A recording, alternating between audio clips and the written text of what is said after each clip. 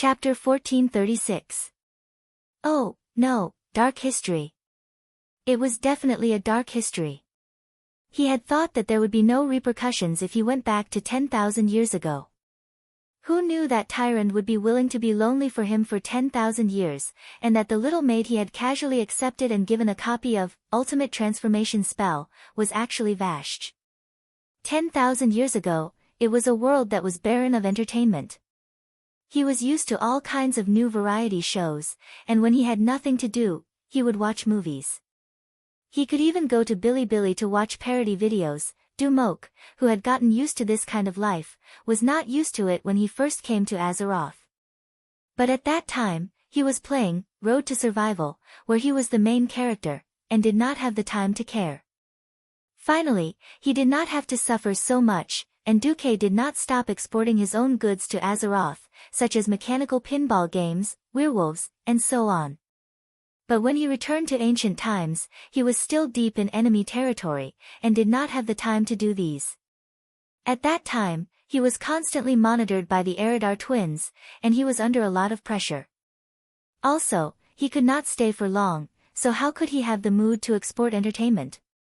Why was the ancient Celestial Empire so prosperous? They did not have the money to light a lamp, so they could only have sex. In Azeroth, it was a similar situation.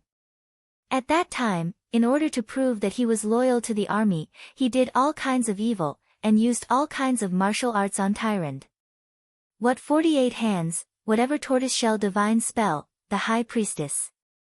If he did not take it easy, and if he revealed his true identity and said, "I am actually a good person," he might have really done something like a fallen holy maiden.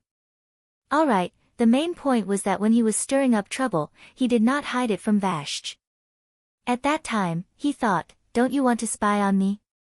I'll let you spy on me." It would be fine if they never met again, but who knew if she would come into contact with me 10,000 years later. It was too long ago, and Duque himself had forgotten about it. Now that he thought about it, Vashj was the one who completely knew about his dark history and bad habits. Tyrande was the High Priestess, and after being trained by him, as long as he did not embarrass her in public, she would definitely keep her mouth shut. But Vashj did not have any scruples. The hypocrite Dumok was shocked. Ah! My glorious image. My hero's halo. It's all over. Duque screamed in his heart, "No, I must seal Vashj's mouth." Just as the thought came to his mind, the system elf ridiculed him for the first time in a long time. Bitches are so unreasonable.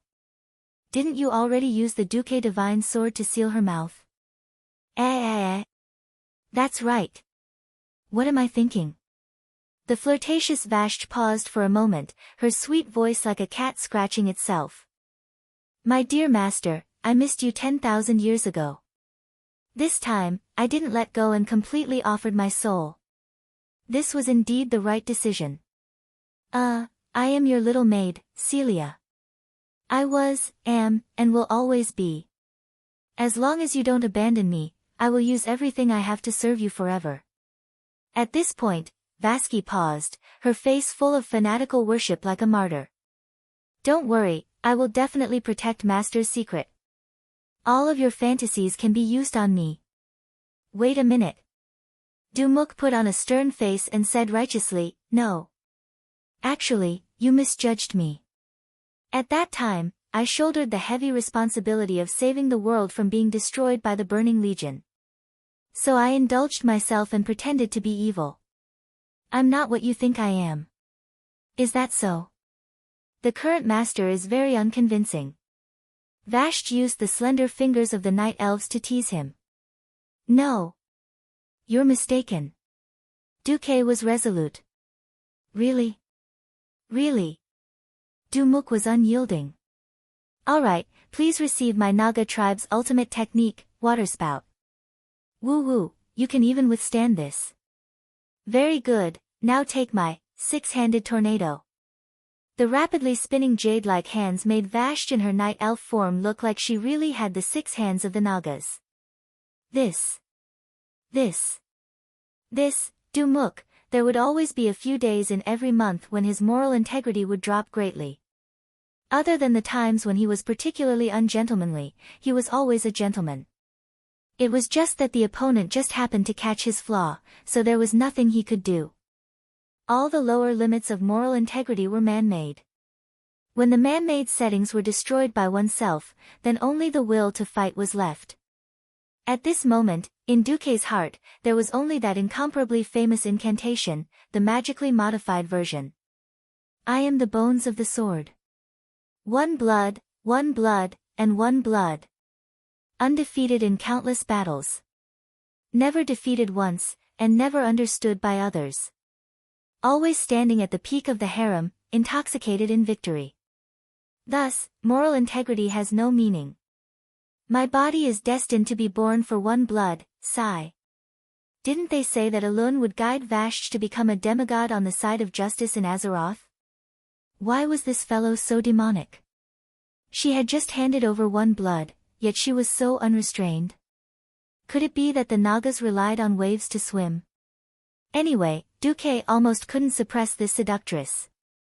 On this side, Duque used the divine sword to teach that seductress Vashti a lesson, not knowing that something almost happened in the Serpent Shrine. What are we now? Human slaves. Perhaps we were defeated, but our main force is still here. Why don't we even have a decent position? What the hell is this? And I heard that because we once destroyed Kultiras, the Alliance commander Marcus wants to settle accounts with us for Jaina Proudmoore. The news sent by the people below made the Deepwater Lord, Carathilas, secretly shocked. Now the Nagas had almost handed over everything. Even the Kolaifong Reservoir was controlled by the Alliance. Most of the Nagas were sent to the Taroka forest to repair the waterways and clear the wild monsters in the tributaries of the various rivers. If the Alliance wanted to burn the bridge after crossing the river, it would be very easy. The entire Naga tribe of more than 100,000 people, plus the servant army, waited uneasily for a full day. On the third morning after their queen left, Vashti finally returned. Seeing Vashti's new appearance, every leader was stunned. Your Majesty, you. Carathilas was completely at a loss for words. What appeared in front of the Naga siren was a true night elf. If it wasn't for the extremely recognizable seductive face that had not changed, everyone would have thought that it was a different person. Fair skin, slightly slender hands and feet, red hair hanging to the waist. If it wasn't for the iconic long ears and eyebrows, they would even think that it was a human instead of a night elf. Not only her appearance, but even her aura had changed greatly. If she was a towering mountain before, now Vashti was the entire earth, vast and incomparably condensed. Vashti flicked her hair. Let me tell you a piece of good news. I have become a demigod of planet Azeroth, and I am the goddess of the lake of Lordamir Lake. Chapter 1437. What? A true demigod of Azeroth? It took a few seconds for the Nagas to react. This was great news. What were the benefits of joining the Burning Legion? They seemed powerful, but in the end, they were killed like dogs by the natives in their eyes. The huge demon legion was wiped out, and the grave of Archimonde, the commander of the legion, was 3 feet tall. He was forced to join Illidan, who was part of the legion, and in the end, he was beaten black and blue by those bones in Draenor. In the end, he ran to the Outland, a place where even birds wouldn't shit, to eat and wait for death. So what if he dominated the Outland? Who didn't know that the core of this planet had been broken, and the whole planet would perish at any time? On this floating continent that was getting drier and collapsing every day, was it really interesting to do the so-called water pumping work? Countless Nagas wanted to return to the endless sea. Fighting with deep-sea behemoths every day at the bottom of the sea was more promising than now. Now, it seemed that they had lost to the allied forces of the Alliance and the Horde. They had lost face, but they had won. Look at the storm badge on Her Majesty Queen Vashti's left breastplate. In the past few days, they had already figured out that those who could have the storm badge were the direct descendants of the Alliance. Every Naga's eyes lit up. It turned out that Her Majesty had gone to seek status for us. In just a moment, all the Nagas present raised the longbows or tridents in their hands high. Long live Her Majesty Vashti. Her Majesty Vashti is wise and mighty. The cunning of the Nagas also originated from the court struggles of Azhara in ancient times. Anyway, flattery would not cost them anything. The guys who had just questioned Karatheras immediately changed their words and praised him incessantly. Vashti stood up, and with her elegant steps, her whole body was in the color of the lake, and she changed back into her Naga form. However, the sinister and evil snake hair was gone. Instead, it was replaced by red waist-length hair that not even Nagas or night elves had.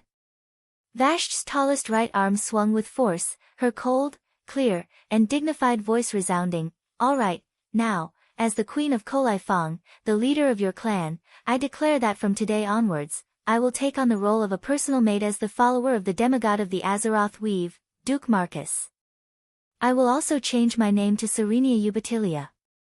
And our clan changed our name to Storm Naga."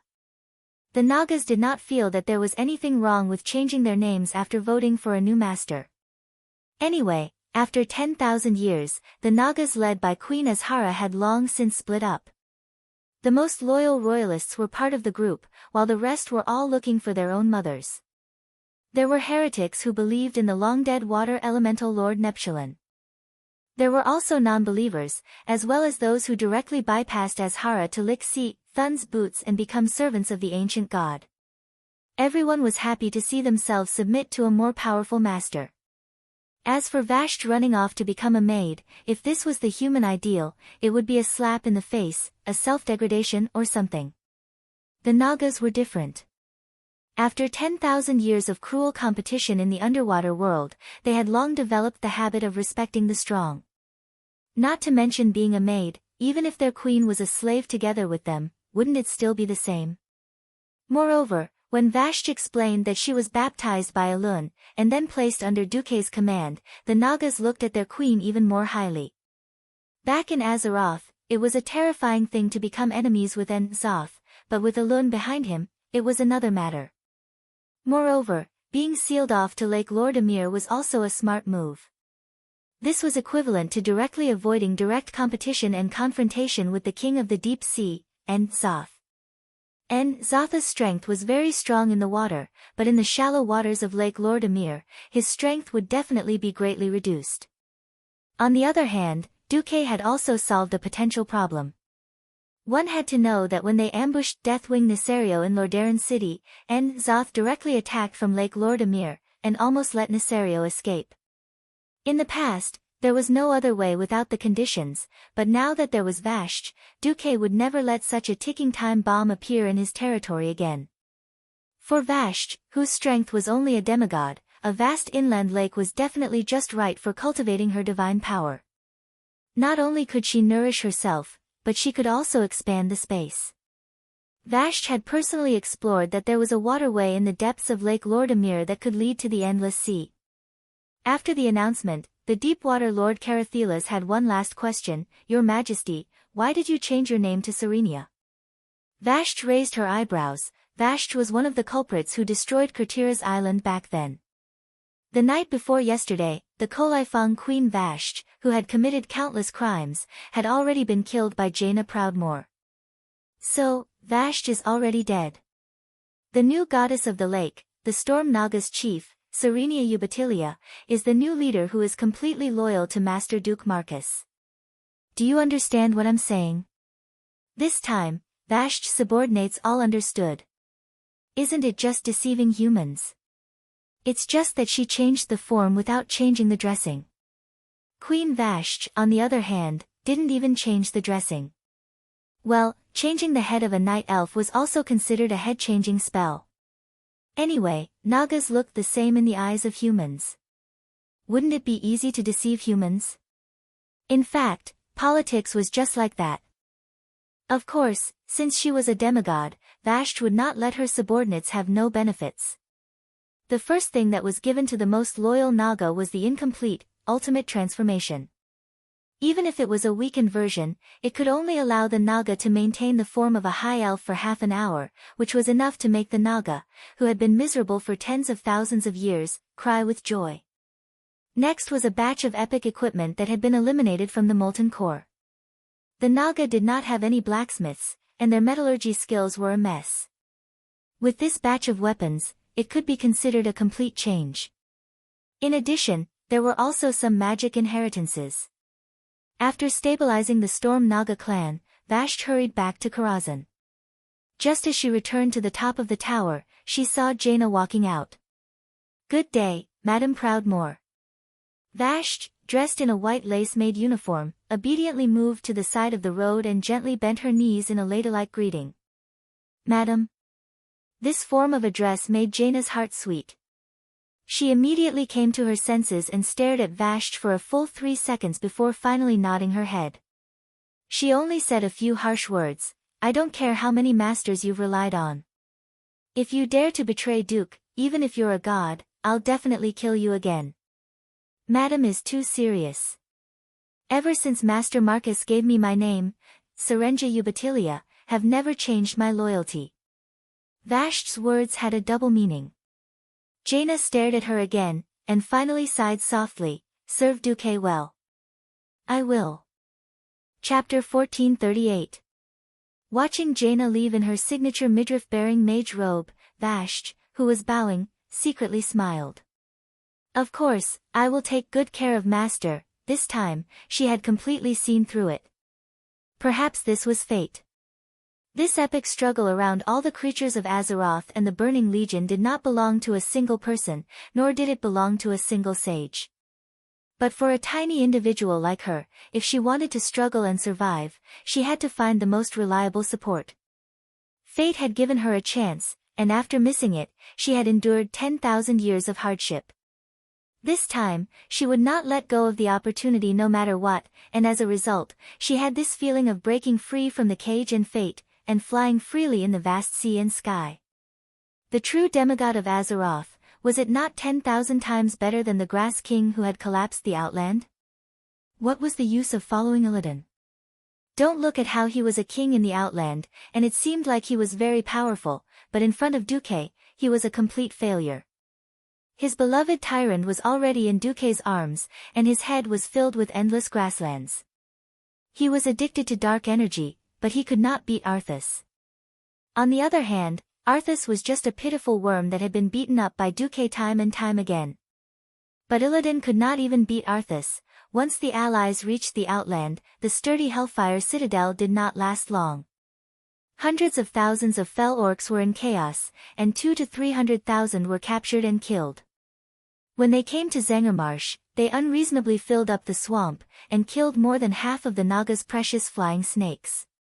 Fortunately, she saw the opportunity to surrender quickly, and there was still the fate from 10,000 years ago. Otherwise, I always had a premonition that if I didn't rely on Master, I would have died in the Serpent Temple. Vashti muttered to herself, "I never believed that there was a hero who could change fate in this world, but Master, you changed me." Vashti was a little self-deprecating. She did not expect such a yearning to be hidden in her heart. "Thank you, my master, thank you for letting me recognize my own limits." There was a voice in her heart that immediately urged her. "Hurry up and hold on to this life-saving straw." Gently pushing open the door, Vashti saw Vanessa, who had a bad expression on her face. She nodded politely, then pushed open the door of the inner room and walked in. "Vashti, aren't you going to deal with the Naga tribe?" Duque's voice gave Vashti an inexplicable sense of familiarity. Vashti first gave a standard palace maid's bow, then replied obediently, "Thank you, Master, for allowing me to spread the ultimate polymorph." Now the entire Storm Nagas are singing praises of Master's greatness. Storm Naga. That's the name given to us by our lineage of Naga in order to thank Master for saving us from our ugly appearance for 10,000 years. If the Master feels that it is not suitable, then we will change it immediately. But the joy of returning to our beauty is absolutely not the slightest bit false. Duque could not help but smile bitterly. The elves were particularly vain. Whether it was the night elves, the high elves, or the blood elves, they all boasted that they were the most beautiful creatures in the world. For other races, even if they were acknowledged in other areas, they would never concede in terms of beauty. In order to prove that she was not lying, Vashti even showed Duque the magical video of the Nagas being overjoyed after turning back into the High Elves. This was really not an act. Do they know that they are still Nagas in their bones? Of course, even so, they are already very grateful. Just like me, I also doubted whether the high elf I turned into with the ultimate polymorph was my true body or an illusion. But in those unforgettable painful years, this was already the best comfort for my soul. This flattery was really smooth. Vashj took a step forward. The Storm Naga tribe and I are extremely grateful for Master's gift, so we are willing to do anything for Master, even to die for Master. This was a bit exaggerated. Duque sounded strange. At this moment, Duque suddenly discovered that there was a layer of water vapor around Vashj's body for some reason. This was like when Duque was not familiar enough with elemental energy, letting a few energy balls of arcane, flame, and frost surround him. On the one hand, it was a connection, and on the other hand, it was to raise his level. Vashj was a Naga, which was understandable. But who could tell him why Vashj's white gauze dress became almost completely transparent when it came into contact with water vapor? A pair of long, straight, and well-rounded legs, coupled with the hazy water vapor, this was simply seductive. The gentleman Duque put on a straight face. It's working time now. Don't play this kind of trick again in the future. Vashj bowed deeply, and a burst of dazzling white light blinded Duque's corium gold dog eyes. I don't know why, but I suddenly want. Duke mustered up the little bit of moral integrity he had and said sternly, I said, really? Really? Suddenly, Vashj stuck out her nimble little tongue. It was really nimble. She was clearly a highborn elf now, but her seemingly slightly long tongue displayed special skills that theoretically only Nagas could do. First, it rolled back 360 degrees. Duque forced himself to be calm. Then, she returned to her original position and did a left flip, plus the tip of her tongue turning 360 degrees. Ugh! This was a bit impressive. She returned again, this time with a right flip and a half, plus the tip of her tongue turning 1080 degrees at lightning speed. The wall of Duque's moral integrity was instantly smashed to pieces under Vashj's tongue siege hammer. Woo, my moral integrity, it's gone forever. 10 minutes later, Vanessa knocked on the door and came in. She had a cold face, reporting to Master, a cat that always wants to steal from the wizard tower has disappeared. Is that so? Duque sat behind the wide office desk with a serious face, leaning back on the comfortable chair. I heard that the cat ran here. No, this must be an illusion. Vanessa's ears twitched, and her face immediately turned sour. Dear Master Beast Duke, I have the obligation to remind you that the Magic Mirror Conference of the Alliance is about to begin. Please do it quickly. Good. Accurate. Ready. Soon. Immediately. Duque's eyebrows furrowed. Vanessa stomped her foot and walked away angrily. Duque was excited. He had become a great sage. In the sage's domain, Duque began to think about life. He had King gotten his most beloved tyrant, and he had maliciously taken his two capable subordinates, Kai Z and Vashj, under his command. Who knew if Illidan would really become a real villain after acting like one for too long? This problem seemed very serious. Chapter 1439. In the original history, Illidan was the ultimate example of infernal affairs. He had fallen into the deepest darkness of evil, and even his appearance was not human, a mouth full of sharp teeth, a pair of sharp claws, and a pair of bat wings. Duque couldn't even imagine that appearance, let alone do it. What was rare was that after Illidan joined the Burning Legion, he maintained himself, and at the same time gained Sargera's trust. In the end, he made a huge comeback and staged a counterattack against President Sargeras. In this life, it wouldn't be so easy for Illidan to walk this path. With Duque's wonderful performance in the ancient war, it would be hundreds of times more difficult to win the trust of the Burning Legion's higher-ups. And the human heart was the most difficult to fathom. Think about it, in history, Vashj, who caused the Kaiser and the Blood Elves to bleed, turned from a loyal subject to a traitor because of Duke's chess piece in the ancient war. Now, she is willing to lower herself to become his maid to serve him. Why couldn't Illidan really turn dark? This was a variable that had to be taken into account. No matter what, he had to deal with Illidan first and end the war in the Outland. But recently, there were a lot more demons in the Moon Shadow Valley. The giant robot Doom Walker and a large number of elite demons attacked. Even if they didn't form a battle formation, the pressure on the allies was still quite great. In the Wildhammer stronghold, the mechanized infantry was greatly depleted. It was almost filled with human lives and tanks to ensure the progress of the project. On the other side, in the Blade Peak Mountain, a large number of fell orcs mixed with a considerable number of ogres and golems were gathering. It was unknown when they would attack. My master, are you worried about the war in the Outland? Vashti was clearly a night elf now, but she slipped out like a beautiful snake. She used a little magic to clean herself up, and she was a dignified and beautiful maid again. Duque closed his eyes. You can attend the Alliance meeting later. Yes. Vashti put her hands gently on her abdomen and stood behind Duque in a standard maid's posture. The scheduled time soon arrived, and the light in the room instantly dimmed. A projection of a huge circular table appeared in the originally empty room. Every meter or so, there was a projection of a leader. As soon as the battle started, almost everyone's eyes were on Vashti, who was standing beside Duke. She was killed by His Majesty Proudmoore, and after paying for her sins with her death, Goddess Elun purified her soul. She was killed by His Majesty Proudmoore, and after paying for her sins with her death, Goddess Elun purified her soul. After receiving permission from planet Azeroth's consciousness, she has successfully promoted of Azeroth's daughter of the demigod of Lake. Vashti stepped forward in a dignified and calm manner and bowed to everyone. Your Majesties, leaders, greetings. The old Vashti is dead, and now my name is Salika Ubatilia. With this brand new identity, I will continue to be in charge of the Naga clan, which has been renamed Storm Naga, and serve Master Duke Marcus and the Alliance. After the master and servant finished speaking, everyone couldn't help but look at Jaina. Jaina nodded. In fact, after I killed Vashti, I was ambushed by Zotha's power lurking in Vashti's body and almost lost my life. Therefore, the hatred between Kurtalas and Vashti was ultimately due to Enzos. Kul Tiras has no enmity with Queen Celia. We will treat Queen Celia and her Storm Naga equally. Alright, even the king had no objections, so the other kings wouldn't either.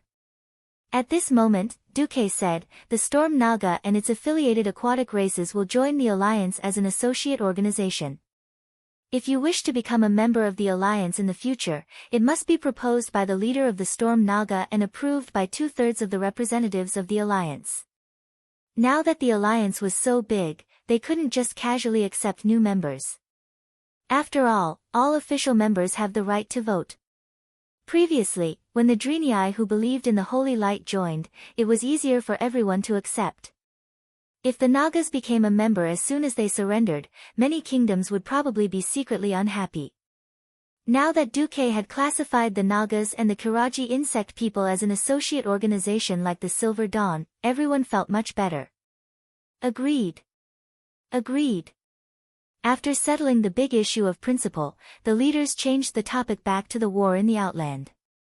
First, William reported the situation in the Outland. It had to be said that taking charge of an area could really hone a person. After the Battle of Zul, Europe, where he commanded a division, and the Battle of Hellfire Citadel as a commander, William had become more stable and capable. Thanks to Commander Duque's help, the surrender of the Storm Naga has allowed our supply line to be complete. The scales of victory in the Outland War are indeed tilting towards the Alliance. But I have to point out that our supply line is still too long. On the illusory three-dimensional map of the Outland, William pointed out a few locations due to SAR's neutrality with Nagrand, as well as the friendly orc clans. They have contacted and allowed them to join the tribe. Although the tribe has increased by nearly 300,000 people in the past week, it's because we have obtained the food reserves of those clans. Now, the pressure on the Alliance in terms of food has been greatly reduced. I have to point out that this is only temporary. Once the tribe subdues more fell orcs, the pressure on the Alliance army's food supply will be incomparably huge. Our supply line has already reached its limit. Now, every train from the Dark Portal to the Honor Fortress is loaded with supplies and filled with orcs on the return journey. At this point, every leader frowned as they looked at the Alliance report handed over by their deputy. Sar had officially requested for support from the Alliance, hoping that the Alliance could help move millions of orcs to the Kalimdor continent in Azeroth as safely as possible. In exchange, the tribe was willing to be the vanguard in any future battle against the Burning Legion, and they would send at least half of their regular army. To a certain extent, this was also risking their lives in exchange for a future. With the development of technology, the Alliance's army was also changing from cold weapons to firearms. The problem was that firearms were still passable against the small fries of the Burning Legion. Against the truly powerful demons, firearms were completely useless. Therefore, they were now walking on two legs. Those who did not have the talent to become professionals were thrown into playing with firearms, those who had a bit of talent still relied on swords and knives. In many narrow places, firearms were not as reliable as swords and knives.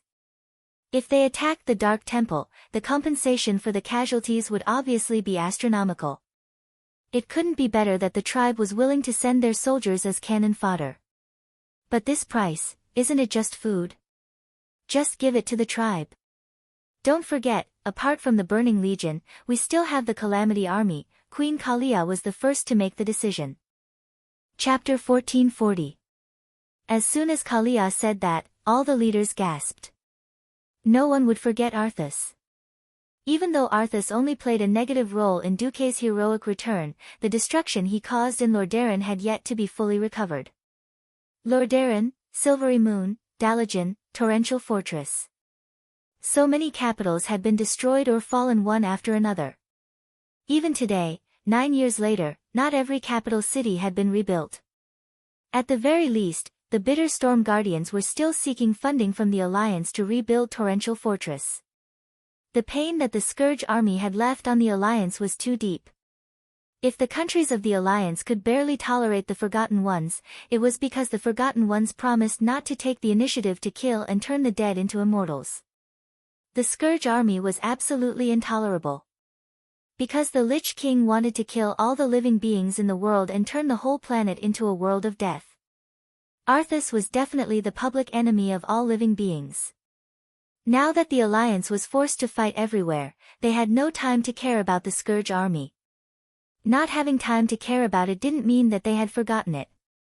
With the permission of the Wyrmrest Shrine in Northrend's Dragonbone Wilderness, the Alliance, led by MI7 of Stormwind City, had sent core intelligence agents to actively explore Northrend in the northern continent over the years, using special magic tools filled with Death Aura as a cover.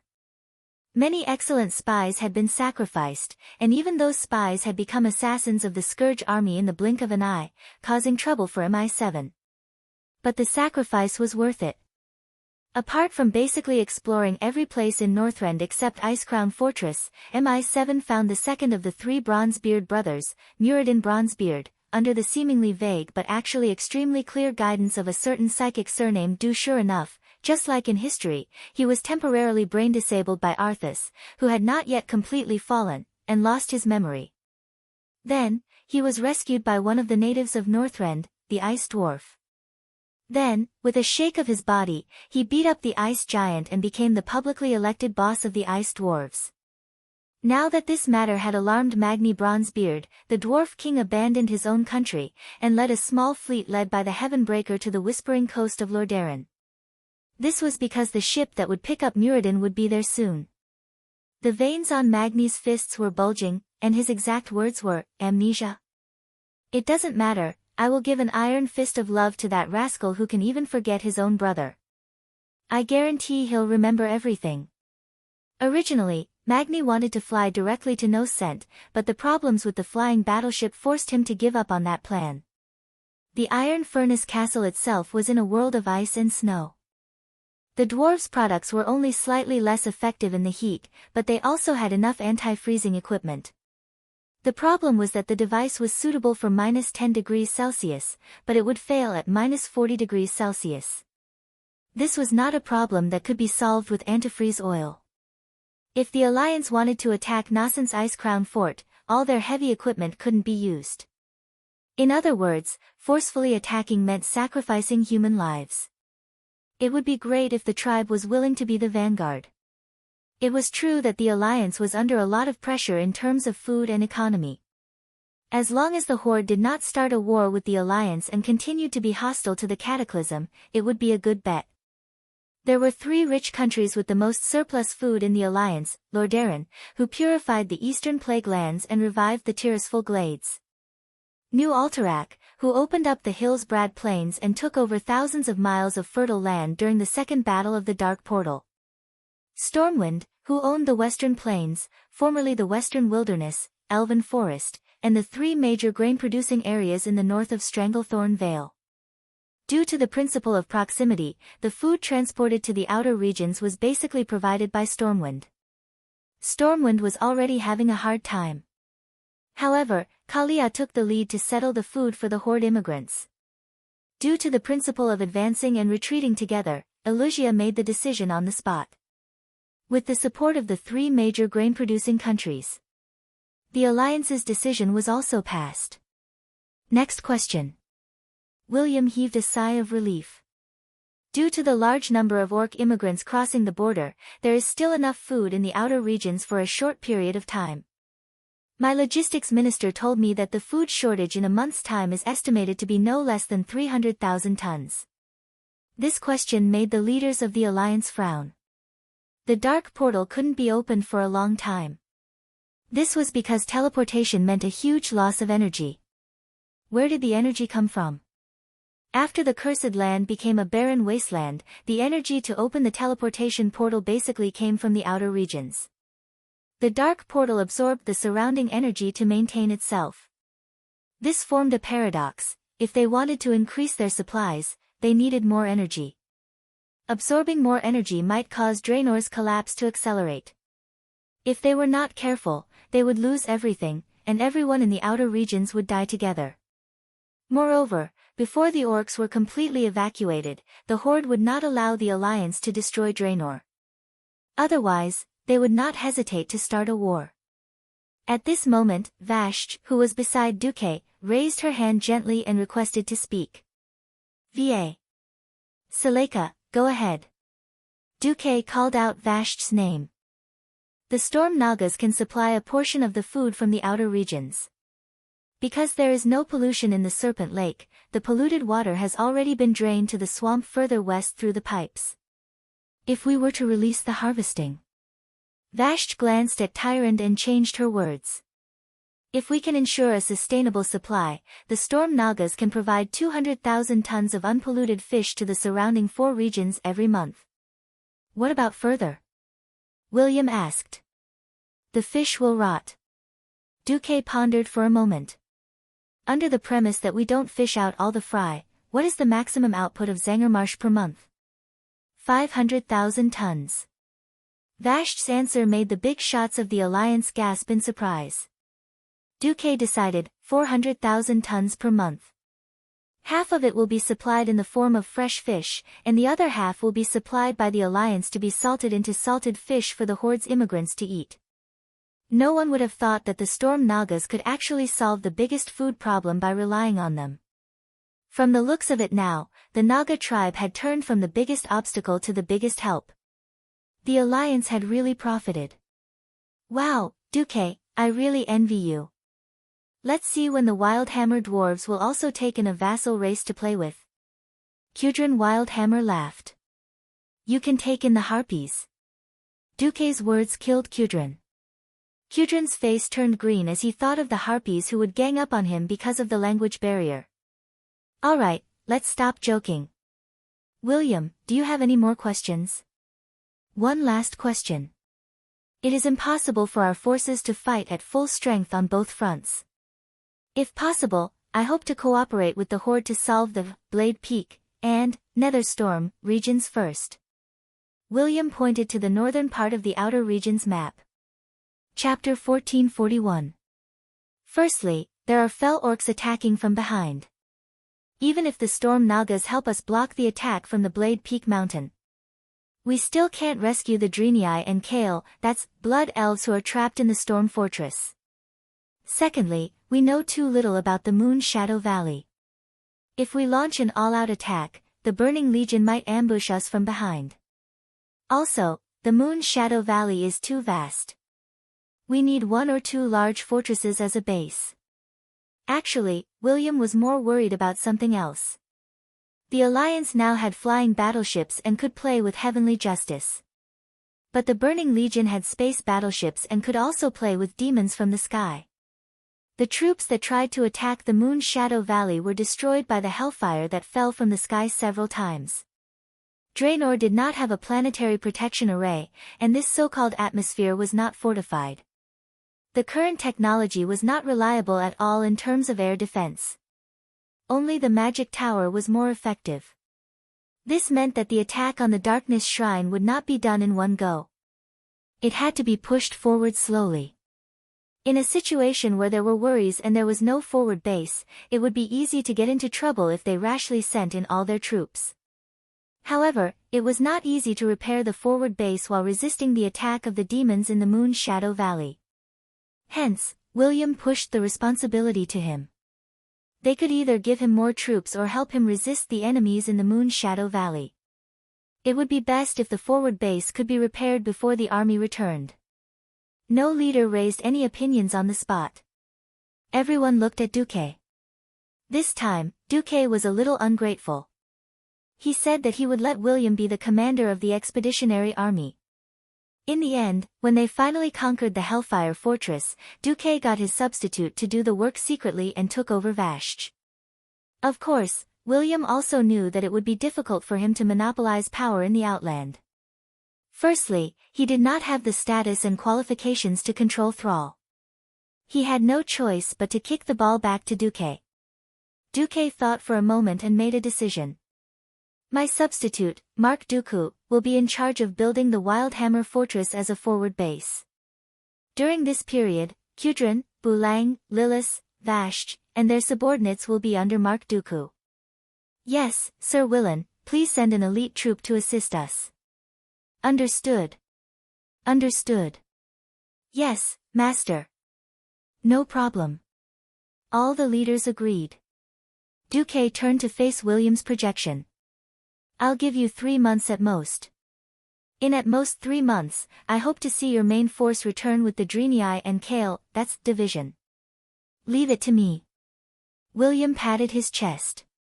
The next day, a flock of griffins flapped their wings and passed through the dark, psychedelic night sky. Behind the Griffin Knights was a rather scattered fleet of airships. The entire fleet departed from Fort Glory and took a detour around the thorny rocky grounds. They didn't enter Fort Windrunner but directly flew north and entered Moon Shadow Valley. Along the way, there were many accidents. For some unknown reason, both the man and the griffin exploded in midair. He had also personally witnessed the scene of a plane full of people and goods crashing in the sky. The laws of the Draenor world seemed to be crumbling. There was no possibility of rebuilding this special world that lacked a core and only had a few continents floating in the void. In any case, Delano would obviously die in the long river of history faster than in the original history. As the fleet swept across the dark land west of Moon Shadow Valley, the power of the dark energy could be seen eroding the entire Moon Shadow Valley. It could be seen without binoculars, as the dark energy was rampant on this continent. The highly concentrated energy had attracted the demons in the void. Almost all the demon species of the Burning Legion could be found here. Imps, Cerberus, demonic guardians, dread guardians, Shivala, Doomguard. There were even groups of demons gathering and swarming towards the center of Moon Shadow Valley where the mana smelting pool and other areas with high energy response. Looking down from the sky, it looked like a wave of darkness. Hoof Imriel, who was standing beside Mark Dooku, shuddered. Seeing the place where she used to live turned into such a ghastly state, she thought of the temple of Karabaer that she had stayed in for a long time becoming a temple of darkness. She shuddered. Bulang complained, "Hey! We're really going to build a city here. Are you mentally prepared to lose 100,000 dwarven boys?" Thinking of relying on less than 10,000 dwarves to build a city in a place surrounded by demons, Bulang's scalp went numb. After all, when the construction of the Wildhammer fortress failed, more than 3,000 people died, and the 5,000 who came back were all injured. 3,000 people did not sound like a lot, but many of them were elite dwarven engineers and craftsmen. Bulang's heart ached. Dwarves had long lifespans and a long growth period. No matter how they encouraged reproduction, it was not easy to make up for the losses in war. At this time, Duque smiled. "I'll be in charge of this, don't worry. When have I ever let you down?" At this moment, Vasht's magical message came. "Master, everything is ready. Let's begin." After Duque gave the order, there was silence for a few minutes. If one was not familiar with Duque, they might think that Duque was pretending to be a fool. At this moment, from the direction they flew from, a silver line suddenly appeared, stretching from north to south for who knows how many kilometers. Rumble, a shocking and terrifying sound came from far and near. "This is..." His hooves gripped the side of the ship, and even his tail that always swung around stopped moving. F***CK. So generous. Bulang's jaw dropped, and even the wine bottle in his hand fell to the ground. Duque's smile was full of absolute confidence. "I've always been generous." It was a water line that connected heaven and earth. Innumerable huge waves of several tens of meters high rushed towards the Moon Shadow Valley from west to east. The surging waves showed what it meant to be a raging wave. Whether it was the Black Land, the wooden houses built on the hills by the old beast men, or the ferocious demons that were wreaking havoc on the land, they were all easily swallowed by this terrifying wave. The muddy tide easily filled up every low-lying area of Moon Shadow Valley within his field of vision. Imriel covered her mouth with her hand. She had witnessed Duque's miraculous actions more than once. Filling up the lake like a whip to stop the flow, a big move that flooded half of Moon Shadow Valley. This imagination, this ability to execute. Is Mark Dooku really an ordinary Radiant Moon Great Wizard? Imriel's curiosity was about to explode, almost causing her to suffer internal injuries. Duque casually pointed, and that finger seemed to be pointing at everything. Actually, the bottom of Zangarmarsh is very big, and the lakes in the swamp are very deep. Because Vasht used a water pump, almost all of Draenor's water was concentrated in the Serpent Lake. What I'm doing now is just letting Vasht return the water that she took back to the east of Terakur Forest. Chapter 1442. Bulang's eyes flashed. And then you get someone to blow up the higher entrance of the Moon Shadow Valley, and let the massive amount of water pour into the valley? Duque smiled. Everything was calculated by the system. After scanning the topographic map of the entire Moon Shadow Valley, the system elf prompted Duque if he wanted to do Guan Er Gudrown the 7 armies. Duque decisively clicked, yes. When he came to the Moon Shadow Valley as a player before he transmigrated, he did not think that it was that bad. At most, it was the depressing sky, the slightly nauseating atmosphere, and the color rendering. Only when he came to the Moon Shadow Valley did he realize that it was not a place for people to stay.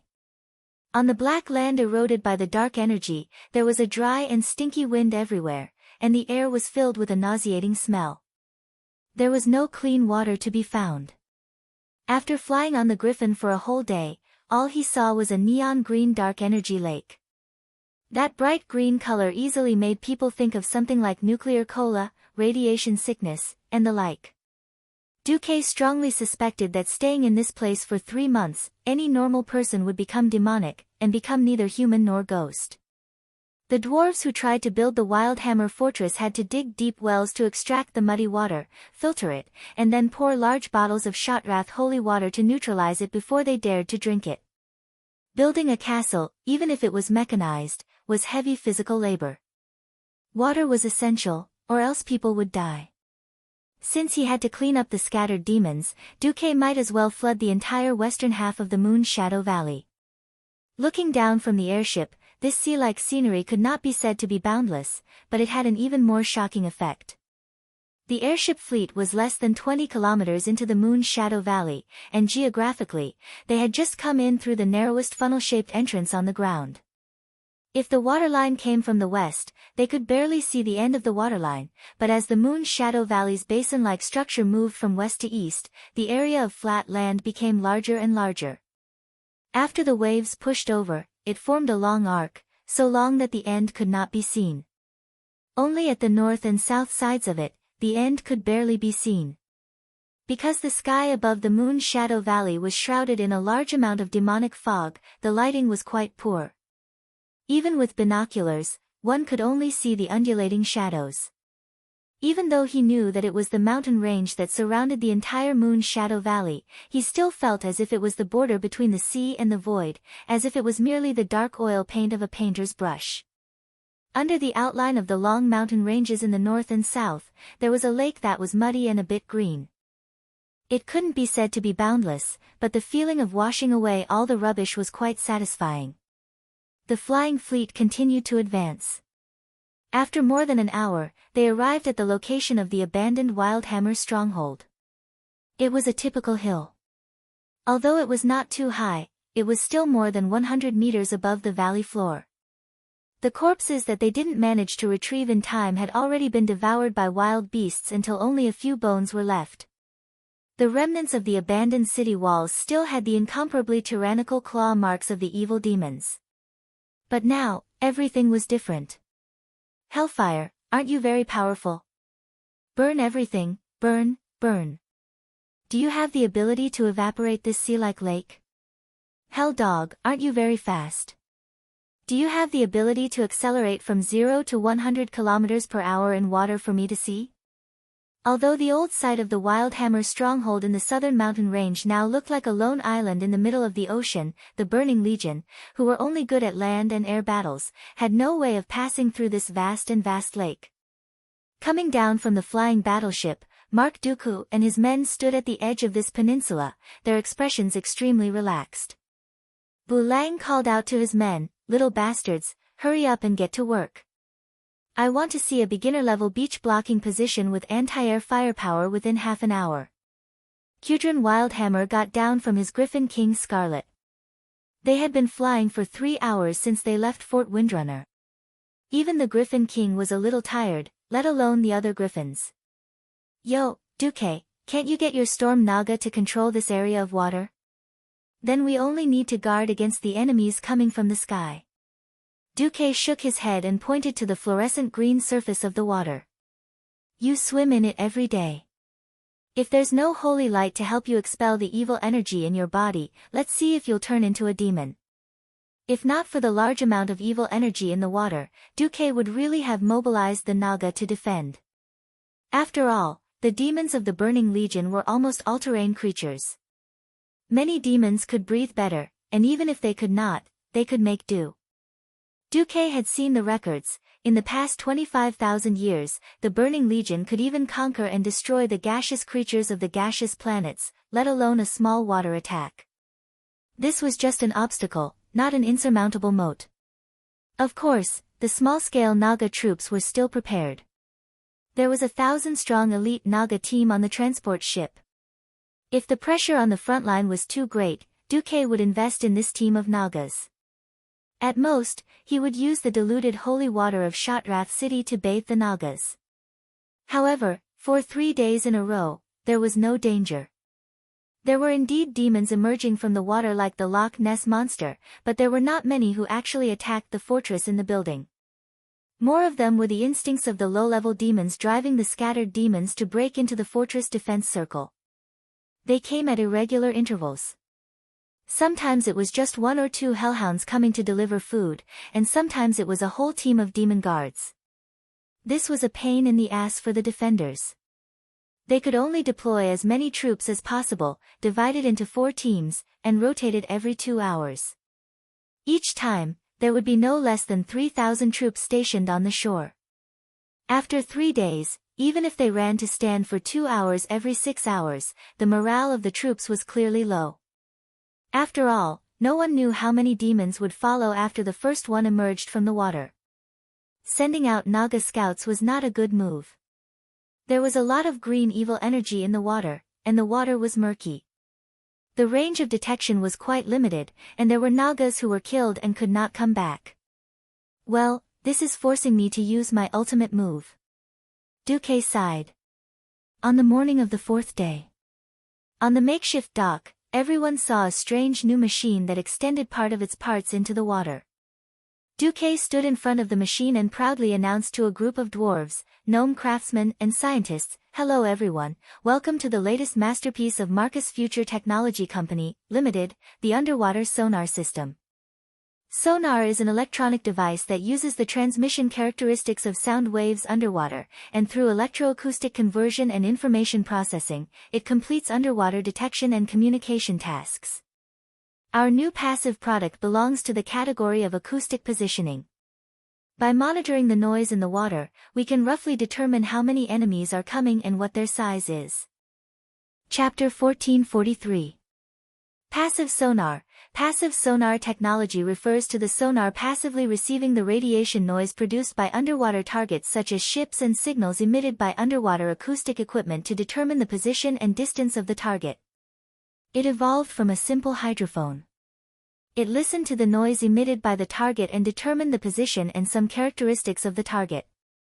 It was especially suitable for situations where one could not make a sound and had to detect the movements of the enemy ships.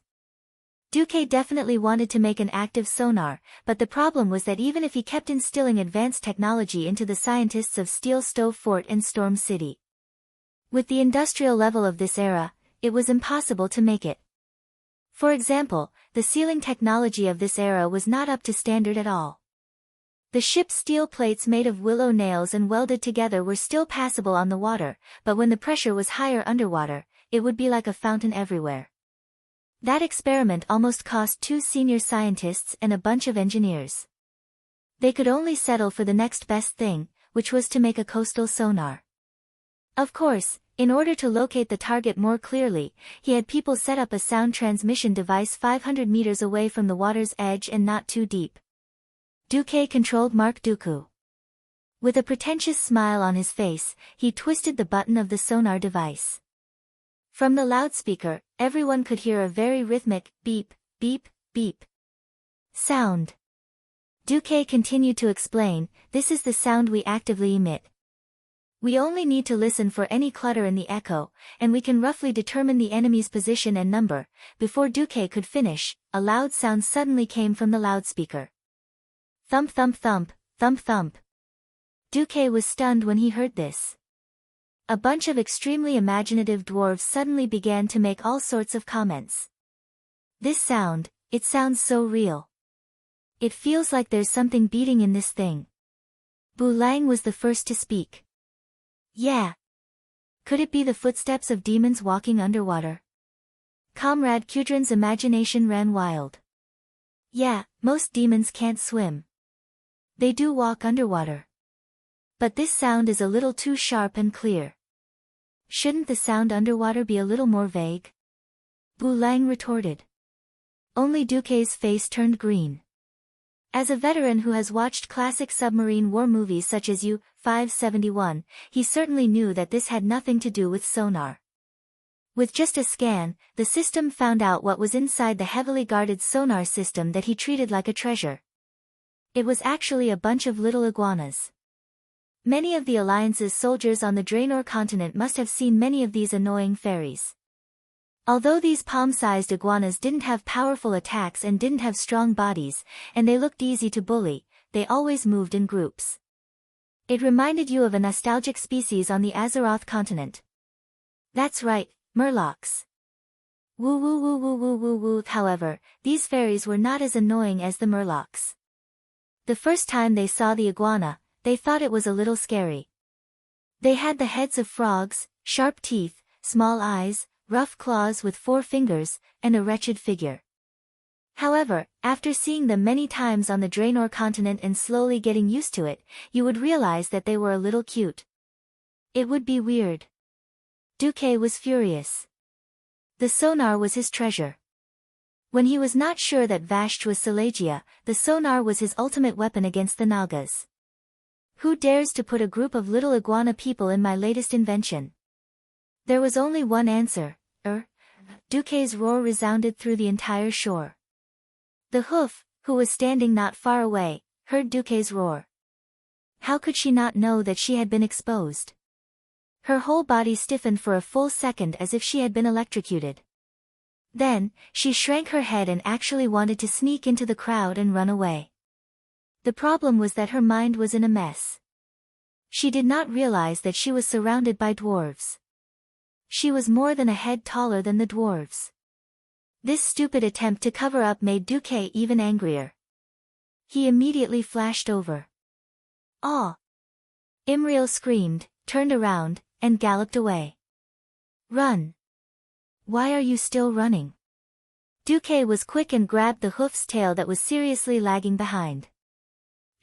The hoof's body stiffened again as if she had been electrocuted.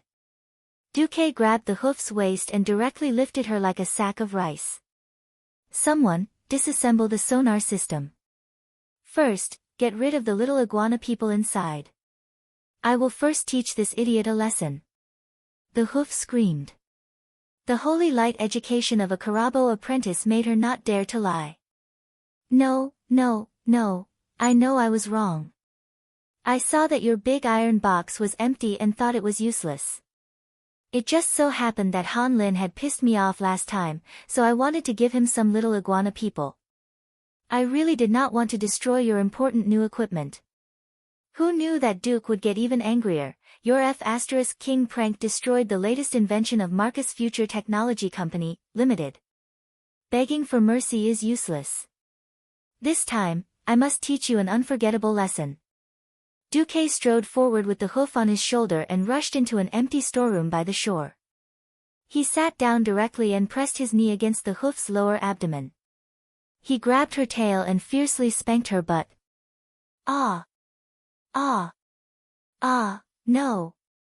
Don't spank me. Cried.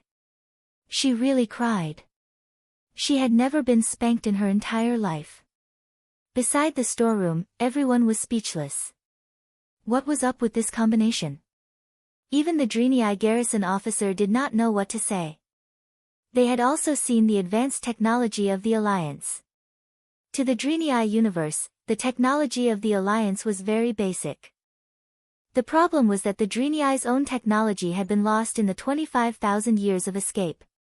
Because Drenii scientists had died in various accidents, most of the knowledge and technology had been lost.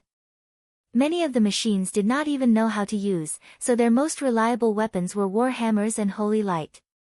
Under such circumstances, being spanked was already a small punishment for their contact who had destroyed the advanced technology of the Alliance. According to the military law of the Alliance, if this Mark Dooku wanted to kill they would not know how to plead.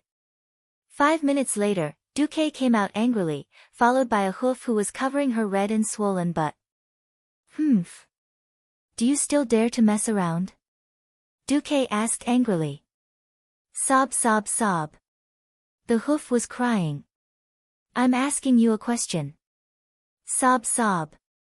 "I don't dare anymore." The hoof looked aggrieved, like a young wife who had just been harassed by a hooligan. At this moment, Duque still did not know that because he had spanked the hoof had actually covered her, but every time she saw him, perhaps in the hoof's eyes, the word hooligan had already been carved on Mark Dooku's forehead, and it could never be washed away. Chapter 1444. No. Wait, you're not going to spank me today, are you? I can work, but you have to swear that if I make a mistake today, you won't spank me. This was what happened when Duque met the hoof almost every day. A good hoof with a bright future. In theory, he could become an archbishop's hoof. Why did he become a crazy woman with persecutory delusions after being spanked once? Do you know how many players who had delusions about you in the past will be in despair now? Duke clutched his head in pain, his face full of black lines. Duque, are you not feeling well today? The hoof came over to ask Duque with concern, still clutching his butt. What the hell is this? Are you doing this out of kindness, or to piss me off? Or to piss me off out of kindness? Duque wanted to strangle Imriel. Duque could not take it anymore and decided to have a showdown with the hoof. I, Mark Dooku, swear in the name of the Weave demigod Duke Marcus that as long as you don't cause trouble and destroy the Alliance's cutting-edge equipment, I will definitely not punish you. Otherwise, I will let the Weave demigod give Mark Dooku the most tragic destruction. Wow! Everyone was shocked. Because Dooku said this in the command center. When he said this, the two kings, Gavasht, and a bunch of lords with titles of generals all heard it. Dooku was controlling Mark, a delicate puppet. This was something only those who had the qualifications to attend the highest meeting of the Alliance knew. Bulang and Kudrin rolled their eyes, completely speechless. Alright, this guy was Dooku. Who the hell would go back on his word to punish himself? But the others did not know. The group of generals sighed at the seriousness of this guy's oath. Imriel was naturally the first to fall for it. Really? The hoof did not panic, his butt no longer hurt, and his legs became nimble. He came over eagerly. It's true. If Mark Dooku lied to you, then he's not human. A certain Dooku who was disguised as Mark swore that it had nothing to do with him. The hoof who did not know how sinister people's hearts could be believed. She was so moved that she almost burst into tears. She grabbed Mark's hand and said excitedly, "Okay, I was wrong about you. Master Willan said that my holy light theory is already the strongest, but I need more experience to elevate my spirit and make my holy light even purer. Mark, since you're the boss here, give me a mission. I've been watching those dwarves build the city all day. I'm going crazy from boredom." With a smile on his face, Dooku announced, "Imriel, lead your troops to attack Illadar's sentry post on the west side of this place. Just use your garrison, the Highland Warriors Group, and 7 other organizations. That's a total of 2,000 people." Ah! The hoof was dumbfounded. What? Several generals jumped up, especially the dwarf Lord Yurgar, who was in charge of the frontline defense. Wait.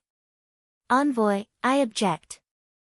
Even if the Highland Warriors Group is not directly under the jurisdiction of the Alliance, there's no reason for us to let a Karabo apprentice who doesn't have a military rank in the Alliance to command an army of 2,000 people. However, Dooku looked as if he had seen through everything and was unperturbed. Of course, although there probably wouldn't be any King of Draenor drama in the future, but gold would always shine. After transmigrating to the world of Azeroth for so long, Dooku was basically certain that those who shone brilliantly in the original history would not be too bad in terms of quality. The problem was that without the tempering given to the hoof in the original history, Dooku really did not dare to say whether she would grow to the height of the Archbishop. Anyway, it was Willan who gave the hoof a chance to help her grow, and Dooku did not mind him doing it once. Dooku ignored Yurgar and looked at his boss. "Your Majesty Kudrin Wildhammer, do you object to my decision?" "Object? Object my ass." To object to this doll named Mark was to object to Dooku, who was hiding in Karazhan on the other side of the world and playing doll games. Kudrin was too full to be so stupid. Although the dwarves were more straightforward, how could a king be so stupid? Kudrin patted his high lord on the back. "Didn't you complain all day that Illidan's men on the other side of the mountain often come over the mountain to cause trouble for you? Isn't this just right? Anyway, the Draenei can't help in the defensive line." Yurgar looked like he was choking. Since his boss said so, what else could he say? The Wildhammer dwarves were famous for their Griffin Air Force, but in fact, they still had a lot of land forces. As close friends of the Bronzebeard dwarves, their infantry and cannons were also very good at coordinating. Many times, the Wildhammer dwarves' infantry almost followed the landing point of the cannonball and charged forward. Once they found that there were too many demons, they could directly stop and all lie down. They would wait for the cannoneers who were originally playing with the cannons to adjust the firing rate, then fire another round and then charge again. The Draenei who were not familiar with this tactic were really powerless and could only stare at the back. Rather than letting these Draenei rot, it was more practical to let them go and wipe out the surrounding enemy strongholds. Yurgar was also discouraged, "Well, since the special envoy and my king have said so." At this time, Hoof finally reacted and should protest. Who knew? Just as she sighed, she found that Duque had already King asked for an official seal from Kudrin and stamped it on the military order. Wait. Wait. I haven't agreed yet. Hoof's face turned pale. Please, this is a military order. You must complete it regardless of whether you agree or not, otherwise you will be punished according to military law, Duque said confidently and matter-of-factly. When Hoof still wanted to say something, she was suddenly pulled back by her compatriots. Garrison Officer Murad was a determined warrior. He had helped the Draenei in countless worlds to avoid the Burning Legion's demon army time and time again. He was a role model among the Draenei. His unparalleled combat skills and thunderous methods to uphold justice had earned him the respect of his compatriots. After Shotrath City was safe, this battle-hardened garrison officer was sent by Willan to support the front lines as the representative of the Draenei. Murad spoke, Imriel, we carry the hopes of our compatriots and come to the front lines to fight against evil. If we can't even destroy one of the enemy's sentries, how can we talk about attacking the Black Temple, restoring it to the Temple of Karabaer, and restoring its former glory? His words were completely politically correct. Hoof did not have any room to refute. Her superiors sold her out, and her compatriots sold her out, what else could she say? So, Hoof prepared to go to battle with tears in her eyes. Before she left, she gave Duke a tragic look. Her big, watery eyes were clearly saying, are you sure you're not sending me to my death? Duque smiled, no, I have faith in you, Hoof. Chapter 1445. Bulang and Kudrin sent their men out of the command post after the Draenei's main force had set off. Bulang felt a little strange. Oh, is it worth it to torment a girl like this? Considering the Draenei's lifespan and the fact that they have a long adolescence, she's at most a 15-year-old human girl. Duque rubbed his chin, his expression a little playful. Whenever a country or a race is in danger, there will always be heroes who appear out of nowhere. It's just that some will grow up smoothly, while others will grow too slowly and die young. Not every hero is called Duke Marcus. Some heroes look like flowers in a greenhouse before they grow up, and can't withstand the wind and rain. But, you too take a look at Varian. Before the incident with Onyxia, he was nothing more than a well-educated nobleman. Duque's words implied that if it wasn't for his bloodline, Varian wouldn't even have the right to be king. Bulang and Kudrin couldn't help but nod. If it wasn't for that cruel life as a gladiator, there wouldn't be a strong-willed Varian today. At the same time, because of Duque's existence and the reintegration of another Varian personality, Varian's excessive violent tendencies were suppressed. Now, anyone could see that Varian was developing into an excellent leader. Not only for Stormwind, but also for the entire alliance. To put it bluntly, if Duque ascended to become a true god and had to abandon the alliance wouldn't lack a standard-bearer. It wasn't that the queens of the various human kingdoms weren't outstanding, but they all lacked a kind of unity, a kind of boldness that other kings and leaders would approve of. As the most populous and powerful race in the current alliance, the core of the alliance was destined to be controlled by humans. Among the human kings, Kalia developed Lordaeron into a logistics country. Most of her energy was actually placed on the people's livelihood and armaments. In fact, after Mograine's retirement and Abendis's disappearance, Lordaeron didn't have a decent commander-in-chief. Tyrion Fordring was only suitable for heroic battles, not commanding. Elucia, if her throne wasn't taken away, she was more like a merchant lady. Jaina was capable, but her ability to see the bigger picture was lacking. On the surface, the Dalajan was in a power vacuum, but in reality, it was under Duque's direct rule. Stormguard's Daneth Trollbane. At most, he would become a king on the surface, but in reality, he would take charge of an entire region. Leading an army was already this silent man's greatest limit. After much consideration, in the end, Duque was no longer around, and only William, who had grown up, was the most reassuring. However, the two dwarves were still very pleased with Duque's unbiased way of cultivating the seedlings of the various races.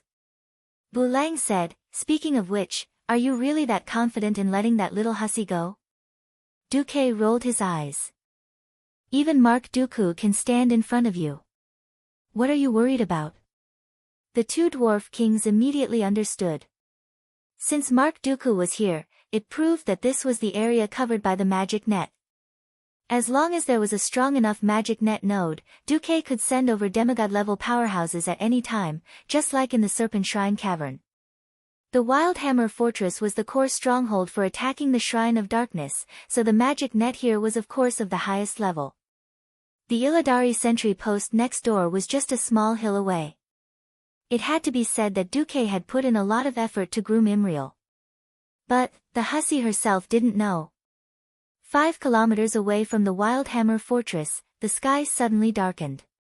First, it was a smear of scarlet that gradually dyed the black sky, as if it was a sign of destruction. In a moment, the color began to turn into an extremely disgusting dark green. It was not difficult to imagine what kind of evil existed in the Illidari sentry post in front. Imriel thought about it again and again. He raised his arm twice, and finally raised it. That was a signal to stop. The Drenii garrison stopped in unison, and so did the cooperating quasi-military organization. Garrison Officer Maralad, I think. Should we investigate first? Imriel said with a hint of uncertainty in his voice. Very wise decision, Commander Imriel. Obviously, his position should be higher. As a garrison officer, Maralad had the style of a soldier and the spirit of a warrior. He did not underestimate Imriel, this so-called commander who had come out of nowhere. Then, I'll leave it to you to arrange. Imriel secretly heaved a sigh of relief. Maralad waved his hand and made a gesture. Immediately, the Highland Warriors and another organization called the Aurora Group sent people over. Maralad ordered meticulously, Thomas, Jared, Commander Imriel, we need to investigate as much as possible without alerting the enemy. Send out your best men. Not only do we need binoculars to observe, but we also need an accurate count of the enemy's numbers and types. It would be better if we could estimate the general strength of the enemy. You have an hour. Understood. The Drenii's hooves made too much noise. In addition to their taller bodies, they might be good warriors or good paladins, but they were definitely not good thieves. In terms of investigation, the Drenii were no match for the dwarf thieves and elven thieves. The situation was quickly reported back. There were not many enemies at the sentry post, only about 100. The problem was that the enemy was very strong. 30 Illidari terror emissaries, 63 Illidari commandos, the great demon Lotharis, the queen of pain Gabrisa. The information is so accurate. Although Imriel had never led troops before, seeing such a detailed report, she still felt as if she had been deceived. Thomas hurriedly explained, No, Commander, you've misunderstood. We took our seats according to the three-dimensional images in the Encyclopedia of Draenor Demons that the higher-ups gave us. After saying that, Thomas kicked the leg of the mage next to him. The guy grunted and hurriedly took out a projection crystal. Immediately, the image and description of the demons appeared on it. It was clear which ones were the terror emissaries and which ones were the commandos. Where did you get this information? Maralad was shocked. Thomas shrugged. You'll have to ask the big shots of the Alliance who are above the rank of Major General. Perhaps, Special Envoy Mark Dooku will know. For some reason, this person, who was destined to be unable to rely on Dooku due to his lack of talent, thought of the mysterious Mark Dooku again. Now, Mark had somehow become a special envoy of the Alliance. This time, Thomas guessed correctly. The information came from Dooku. Ever since Dooku forced the Eridar twins to surrender, all kinds of information had been sent to Karazhan. Chapter 1446. In order to avoid being discovered, the cautious Gemini would of course not give Dooku any important information. However, they did not feel guilty at all for selling the scum who had surrendered to Illidan. There were so many demons in the twisting nether that there were hundreds of millions of them. Originally, these low-level demons who were not directly under a lord would not be taken seriously, so the Gemini sold them to their heart's content. His background was completely exposed. From their appearance, to their level, to their special skills. God damn it, they had everything. Anyway, if there was anything, they could just say that the infernal affairs had stolen the information from 10,000 years ago. After all, demons who could become elites and above basically had a lifespan of more than 10,000 years. Imriel saw that the other side had a smurf boss and an elite. She estimated and frowned. Marad was the only heroic powerhouse on her side who could fight. If they rushed in recklessly, it was very likely that they would suffer heavy casualties. Do we have any reinforcements? At this moment, Imriel's face was no longer as lively as before. It was full of seriousness. After all, she was carrying the lives of more than 1,000 of her compatriots on her shoulders. If she made a mistake in her command, it would be the end of these compatriots. Yes, Marad replied. The higher-ups have prepared artillery support for us from the flying warships. Since they are not directly under the alliance, once we call for reinforcements, once we win, a portion of the merit will be given to them. Call. Imriel seemed very decisive. Compared to the illusory merit and fighting against demons who would not really die, she valued the lives of her compatriots more. At this moment, Duque, who was observing Imriel in Karazhan, rubbed his chin with a very playful expression on his face. Master, do you think this little Drenii girl is very promising? Vashj, who was standing beside him, smiled like a flower. Do you want me to help Master teach her a few moves? Help Master cultivate a capable female subordinate. Duque rolled his eyes at Vashj, his eyes full of warning. Vashj suddenly stopped talking. Vashj was indeed a capable and good maid.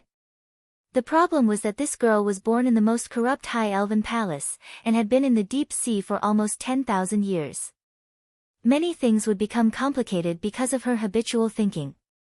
Duque didn't want such a good seedling to be led astray by Vashj. How should he put it? With him, Duque, there definitely wouldn't be any king of Draenor. Using his own methods to nurture Imriel, who was supposed to be successful, the sense of accomplishment was no less than building a complete and majestic fortress with his bare hands. Duque said, if you're that free, go prepare the second phase of the plan. If you really fail, I'll skin you alive. Yes, yes, yes. I will obey Master's orders. Seeing that Duque was in a bad mood, Vashj tactfully lifted her white maid's skirt. She did not leave, but stood quietly to the side. Vashj noticed that Vanessa, who was always in the way of her and Duque's game of a bite of the tongue, was no longer there. In the Moon's Shadow Valley, Imriel's expression was very interesting. Because the person who popped out of the magic communication mirror was a Pandaren. Wahahaha. Is this the first time you've seen a Pandaren? We don't live on the main continent of Azeroth, so it's normal for the Drenii who have just joined the Alliance not to have seen us. Alright, enough with the nonsense, dear Commander Imriel, the Stormwind Special Experimental Unit, Royal Brothel Team, is at your service. Pfft. At this moment, Hoof spat. Although she knew that those organizations that were officially recognized or subordinate to the Alliance had all kinds of strange names, she did not expect that other than the reliable Highland Warriors team, there would be such unreliable ones. What? Hoof's eyes widened as she stared at the slightly wretched Pandaren in the communication mirror. Sorry. Sir Commander, although our 3 flying warships are all unofficially equipped warships, the name, Royal Brothel Team, was accidentally mentioned by the great commander, Duke Marcus. We all thought it was very good, so we used it. After a quick and simple explanation from the captain with the strange name of Nicholas June Muki, Imriel barely knew the origin of the royal brothel. Since ancient times, in the official literature and records of all the human navies, every warship was described as a female, she. So, every ship was a ship girl. But you have to think about it this way. When you meet these cute girls, do they keep saying that this is your wife and that is your wife all the time? Is that right? Can't their wives be OXX? If you play with these ships alone, then they are your harem. But ships can't be operated by one person. That means you're not the only one playing, so this is a brothel. Jun Muki waved his black bare paw and said loudly, So, the great commander, Duke Marcus, said on the deck of the stupid Queen Ilya, that this is the great royal brothel, not an air force that you can come and go as you please. At this moment, Imriel was devastated. She really did not know that humans and Pandaren would have such strange fetishes. In her young heart, a big warning exclamation mark was drawn on the commander of the alliance whom she had never met, but who gave her an extremely unreliable feeling. At the same time, whether it was Duque in Karazhan or Mark Dooku in the Wildhammer Fortress, because of the telepathic synchronization, they both flipped the table in front of them. Bulsh *T. I said at that time, this is the Royal Air Force, not a brothel that you can come and go as you please. Someone come. When this guy called Jun Muki comes back, give him an oxygen tank and let him swim in a cesspool for an hour. If Duque was not the leader of the alliance, this kind of thing could really be a big deal. The royal family and the royal family were two different things. Royal was a title that only Thoradin the Great Arathar Empire could use. Of course, after the people below heard that Duque had settled multiple queens, they also jokingly called Duque the Emperor. If it was not the Emperor, who could settle multiple queens? It was another matter to say that the Royal Air Force of the Storm family was a brothel. Duque hated this group of people with big mouths. Of course, Jun Muki was definitely not the only one who talked nonsense, but he could only kill the chicken to warn the monkey. In fact, the so-called Royal Brothel team was a special combination of 3 ships, the Special Experimental Flying Battleship, War-Weary, the stupid Queen Ilya, and the Flying Battlecruiser, Hood. These 3 ships abandoned the traditional multi-story cannons of the Alliance's previous flying battleships and sea battleships. They went from pursuing firepower density to a more modern firing mode, where only the top deck had cannons. Chapter 1447. On one hand, the cutting-edge rotating turrets allowed the warships to carry larger caliber cannons with a wider firing range. The traditional multi-layered cannons could only aim at a pitiful 15 degrees. On the other hand, there were only a few small caliber cannons at the front and rear of the ship. On the other hand, sealing the lower deck was more beneficial to the survival of the crew. The open multi-layered cannons increased the firepower density, but at the same time, it made the warship more fragile. As long as it hit a certain area, it could easily spread the damage to the armory and cause a chain of explosions. In other words, the cannons that were filled with cannons were like a living target for the armory. As the war continued, under Duque's special reminder, the Alliance also noticed a situation. Creating the cutting-edge cannons took a short time, but to train a qualified adult soldier, there had to be an adult, and it had to be a well-educated adult. Illiterates could not handle cannons, especially the new cannons with a firing calibration system. Even with the help of the system to calculate the trajectory, there were many times when the system was not accurate, and the cannoneer's experience had to be used to correct it. This time, the new flying warships were used as test subjects. All 3 warships were equipped with unique cannons.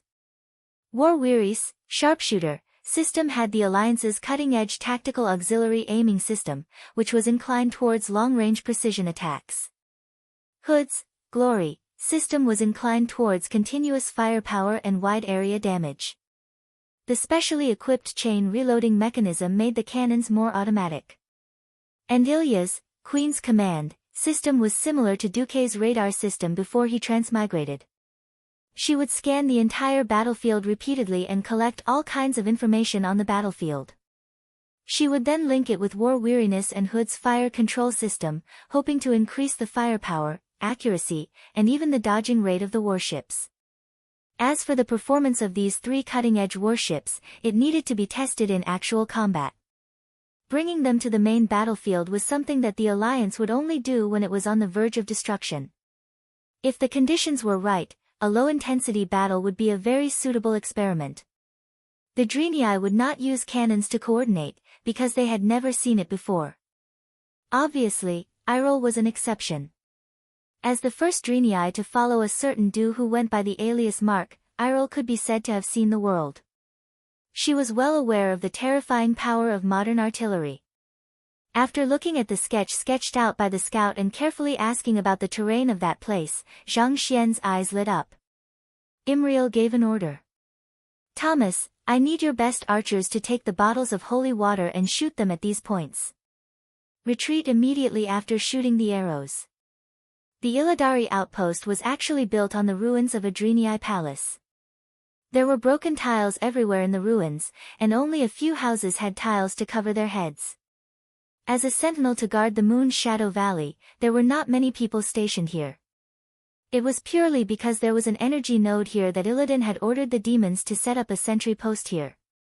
Not long after, a few arrows were shot into the open space of Illidar's sentry post.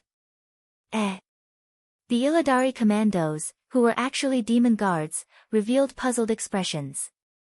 They weren't very intelligent, so they couldn't understand why an arrow with holy light would be shot into the empty space. Of course, this didn't stop them from reacting quickly. Enemy attack. Mournful shouts in the Abyss Devil language resounded throughout the entire sentry post. Almost all the demons rushed out with weapons in their hands. But there was nothing. Should we give chase?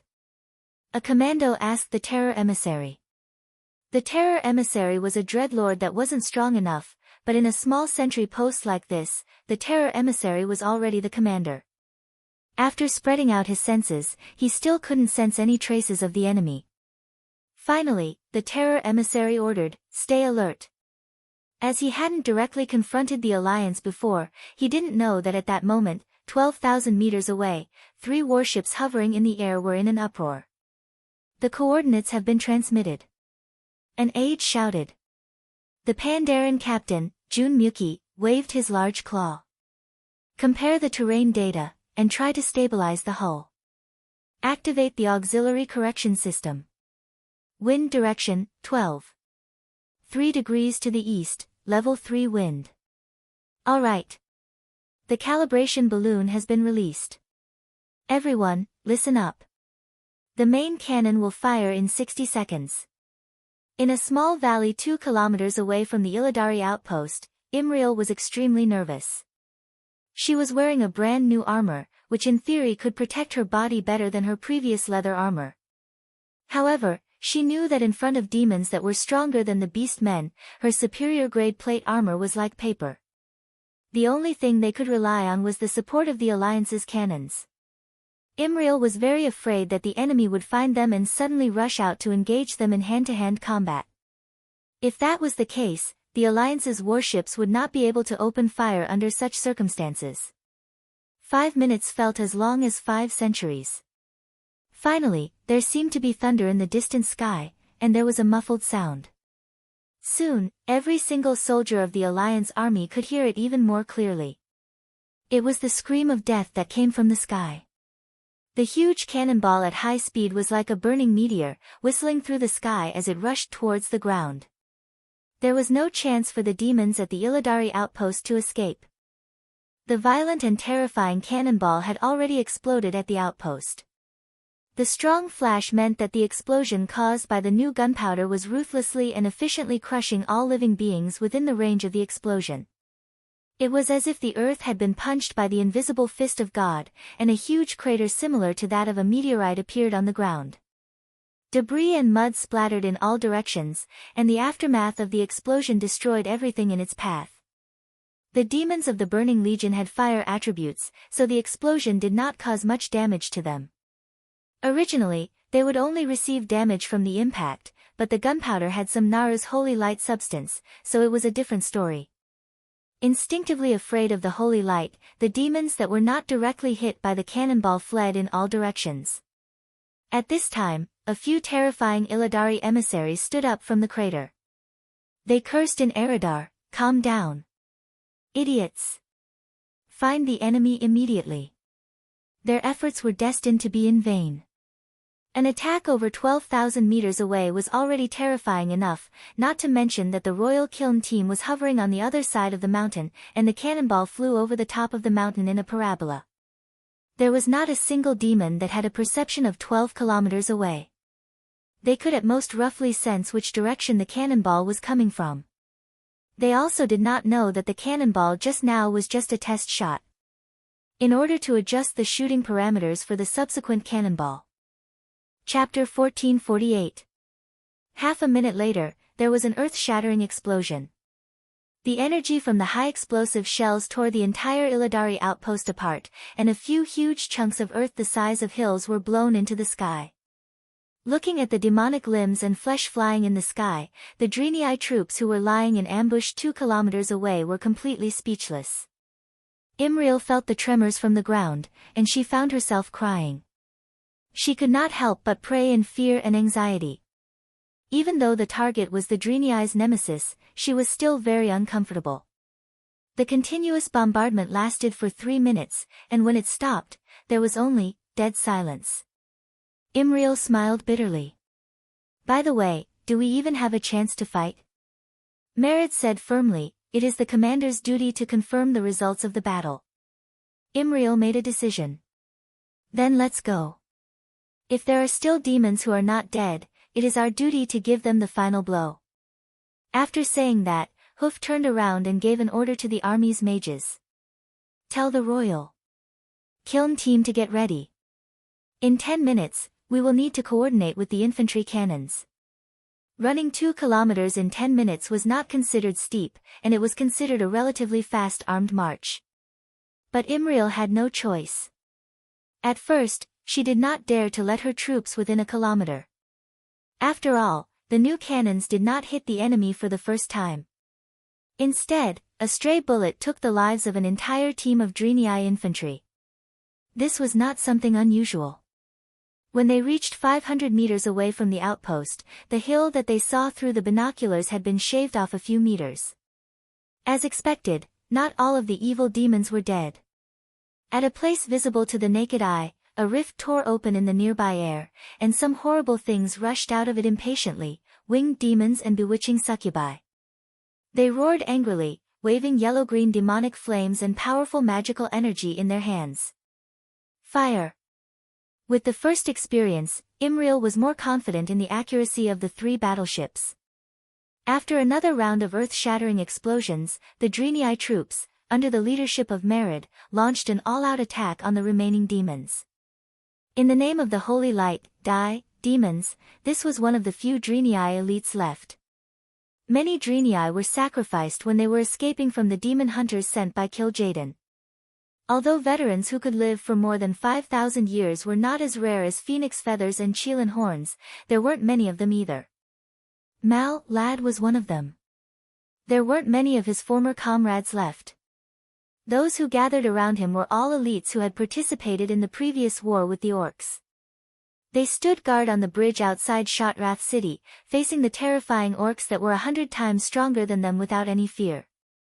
Even the insufferably arrogant Blackrock clan had once suffered defeat in front of them. This was an army forged from steel. Every single one of them had a will of steel. Under the name of the Holy Light, they were willing to sacrifice their lives for the Holy Light and their comrades at any time. They sang a hymn unique to the Drenii and charged into the center of the dust-filled battlefield, their bodies shining with golden light without turning back. Imriel could have stayed behind, but she chose to merge herself into the vanguard and followed closely behind Mal Lad. She held a short hammer with a shiny purple head in her right hand and a nimble oval-shaped shield in her left. She took a lunge step that was unique to the Drenii's calves and rushed towards the enemy. In the midst of the dust, she saw a satyr struggling on the ground. Although it was heavily injured, with one of its left legs missing in the bombardment, it still fiercely used its claws to tear off the entire left arm of a Drenii warrior. Ah! The male Drenii warrior screamed in pain and launched a counterattack against the satyr, but was blocked by a claw. The result of countless combat training was that Imriel's movements would not change at all. She kicked hard and flew forward like an arrow. Seeing the opportunity, she swung her war hammer mercilessly towards the satyr's head. At that most appropriate moment, the seal of command exploded, causing Imriel's hammer strike to have additional holy damage. Ah, Imriel was desperate. At that moment, she really did not think about the consequences if she did not hit the satyr. In fact, she almost missed. The satyr tilted his head at the moment when his head was about to be hit. If she had not subconsciously tilted her hammer, the hammer would have probably brushed past the satyr's ear by a few millimeters. Fortunately, with that tilt, she felt as if she had hit something heavy. In the eyes of this Karabayar apprentice who had never been on the battlefield, a quarter of the satyr's ferocious face was blown away. The scene of flesh and blood splattering and the scene of brains splattering was probably something she would not forget for a long time. Strangely, she had never heard that some warriors would feel nauseous after their first kill. She was somewhat calm, and even a little excited. I did it. I really did it. I have passed judgment on those fallen ones who persecuted my people. Hoof screamed in her heart. Her nimble eyes darted around and immediately caught a glimpse of another demonic guard who was trying to kill a human swordsman not far away. Without hesitation, sanction flew out of her hand. The holy energy flowed along her hand and directly hit the demon's brain, causing it to be paralyzed for a short 3 seconds. Taking advantage of this rare opportunity, the human swordsman roared and swung the giant sword in his hand, chopping off the head of the burly demon that was half a body taller than him. In the Wildhammer Fortress, the big shots who saw this scene through the magic surveillance screen were amazed. Bu Lang said, "Not bad, this little hoof. If not for her inexperience at the beginning, I would not have been able to confirm that this was her first time on the battlefield." Kudrin took a sip of liquor. This talent does not seem to be any worse than Abendis back then. As a new recruit, this was already a very high evaluation. Marshal Abendis was never known for his strength, that was because he had the 5 silver saints above him. There were too many top-notch people, so he was forced to be rated as a second-rate knight.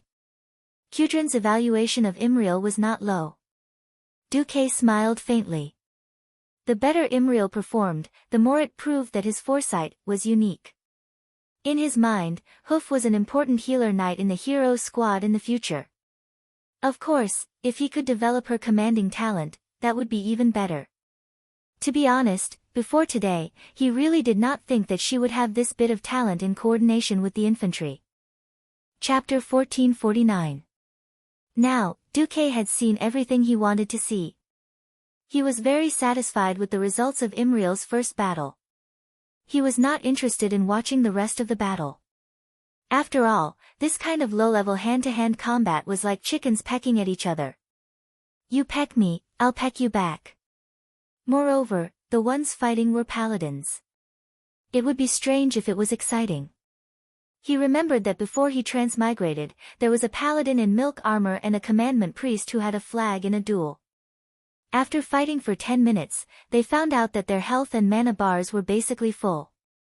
They did not even lose half of their health, let alone kill each other. In the end, the 2 idiots decided the winner by throwing dice. Well, one of them was Duque's priest. Of course, Duque's priest also had the reputation of the king of duels in Meinthal Port. Whoever dueled with Duque's priest on the dock, the righteous and kind duel would control the opponent's mind and throw them into the water. Then, he would use the righteous holy magic to shamelessly. Oh, no, it would be the righteous iron fist of light. Anyway, if the opponent wanted to swim ashore, they would be out of the duel circle, and the system would declare Duque the winner. Duque could even sit on the boat and anger the opponent half to death because he would have to wait one more lap for the boat to cross the sea. In the end, Duque's notoriety spread far and wide, and no one was willing to duel with him in Meinthal Port. Duke's attention was no longer on the monitor. Instead, he turned his attention to the documents. Although he was hiding in Karazhan, as long as he still had the title of the Alliance commander, he had to deal with a lot of chores. As long as he did not go missing, these kinds of trivial matters would come to him. After all, no leader in the Alliance had the ability to deal with hundreds of documents at the same time like Duque, and whether it was applications or opinions, he would never make a mistake. As an engineering student, Duke's major was decathlon, and he wasn't proficient in any of them. From boilers to automation, from power distribution to engineering budgets, there was everything. Thanks to the overbearing system elf, all the knowledge that Duke had read in the past, even the knowledge that he thought he had forgotten, was dug up by the system from a dusty corner and applied to it. Sigh. I can't help it. Who told me to have such a useless host? The system elf complained from time to time. Shut up. Duque rolled his eyes. With the help of the system, Duque alone was equivalent to a logistics department of 300 people. In addition, many things had to be approved by the Supreme Commander, so this ability was even more precious. Before Duque appeared, logistics was a black hole. Not to mention the so-called logistics of the old tribes, where they could eat wherever they went. That was a typical example of living off the mountains, living off the rivers, and living off the soil. In any case, locusts were like locusts, eating whatever they could get their hands on. Once they encountered a barren area, they would be finished before the enemy even attacked. No one could manage the logistics on the Alliance's side, and no one could manage it. According to the feudal system, the management of garbage warehouses, and the calculation method that didn't even have Arabic numerals, the king himself didn't even know how much food could be transported to the battlefield. There were even cases of logistics personnel embezzling food and selling it to the merchants who accompanied the army. Then, the merchants added a discount on the price and sold it to the king. The merchants were even rewarded by the king. After Duque came to power, especially after magic communication was popularized, logistics was no longer a lucrative job. First of all military supplies were standardized. During research and development, he could let the dwarves let their imaginations run wild. Once production was decided, there would be at most 2 common versions of the same type of equipment and 1 backup version. Only these 3 versions had production lines. Nothing else was made. It was like a German mechanized infantry division in World War II on Earth that had more than 10 types of armored vehicles, or a certain Japanese machine gun that used clips to feed bullets. Duque scoffed at such a stupid idea. Only by standardizing and reducing the variety could the logistics burden be minimized. Next was a more scientific method of calculation. Entry and exit were all calculated, and it required the signatures or seals of the warehouse manager, the supervisor, and the person who extracted it. If one signature was missing, only the other 2 would be needed. Next was dry storage. Who didn't know how to do that? Yes, the Alliance sent clear instructions to teach the people how to choose warehouses, where to dig holes, how to dry and ventilate, how to prevent rain and moisture during transportation. Finally was the research and development of new weapons. With the development of technology, there were always some things that were awesome when they first came out, but were immediately destroyed when the opponent was changed. For example, in the Second Battle of the Dark Portal, the Alliance's FFF Regiment Flamethrower still had many orcs waking up in the middle of the night. They even shouted, "FFF Regiment is here," and there was a tragic scene of old orcs collectively exploding into a frenzy. Now that the war was advancing, when the Alliance took down Hellfire Fortress, the once invincible flamethrower in group battles, urban battles, and whatnot suddenly became useless. Who would be the one to destroy a Naga that played with water? Hellfire, which relied on fire to survive, was going to use fire to spray it. What a joke! These days, there weren't many demons that were afraid of fire.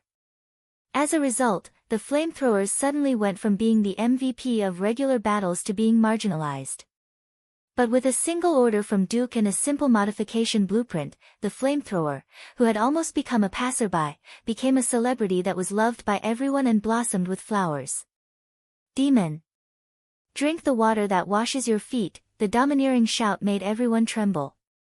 Golden water droplets fell from the sky. Colorless and odorless, but full of a holy aura.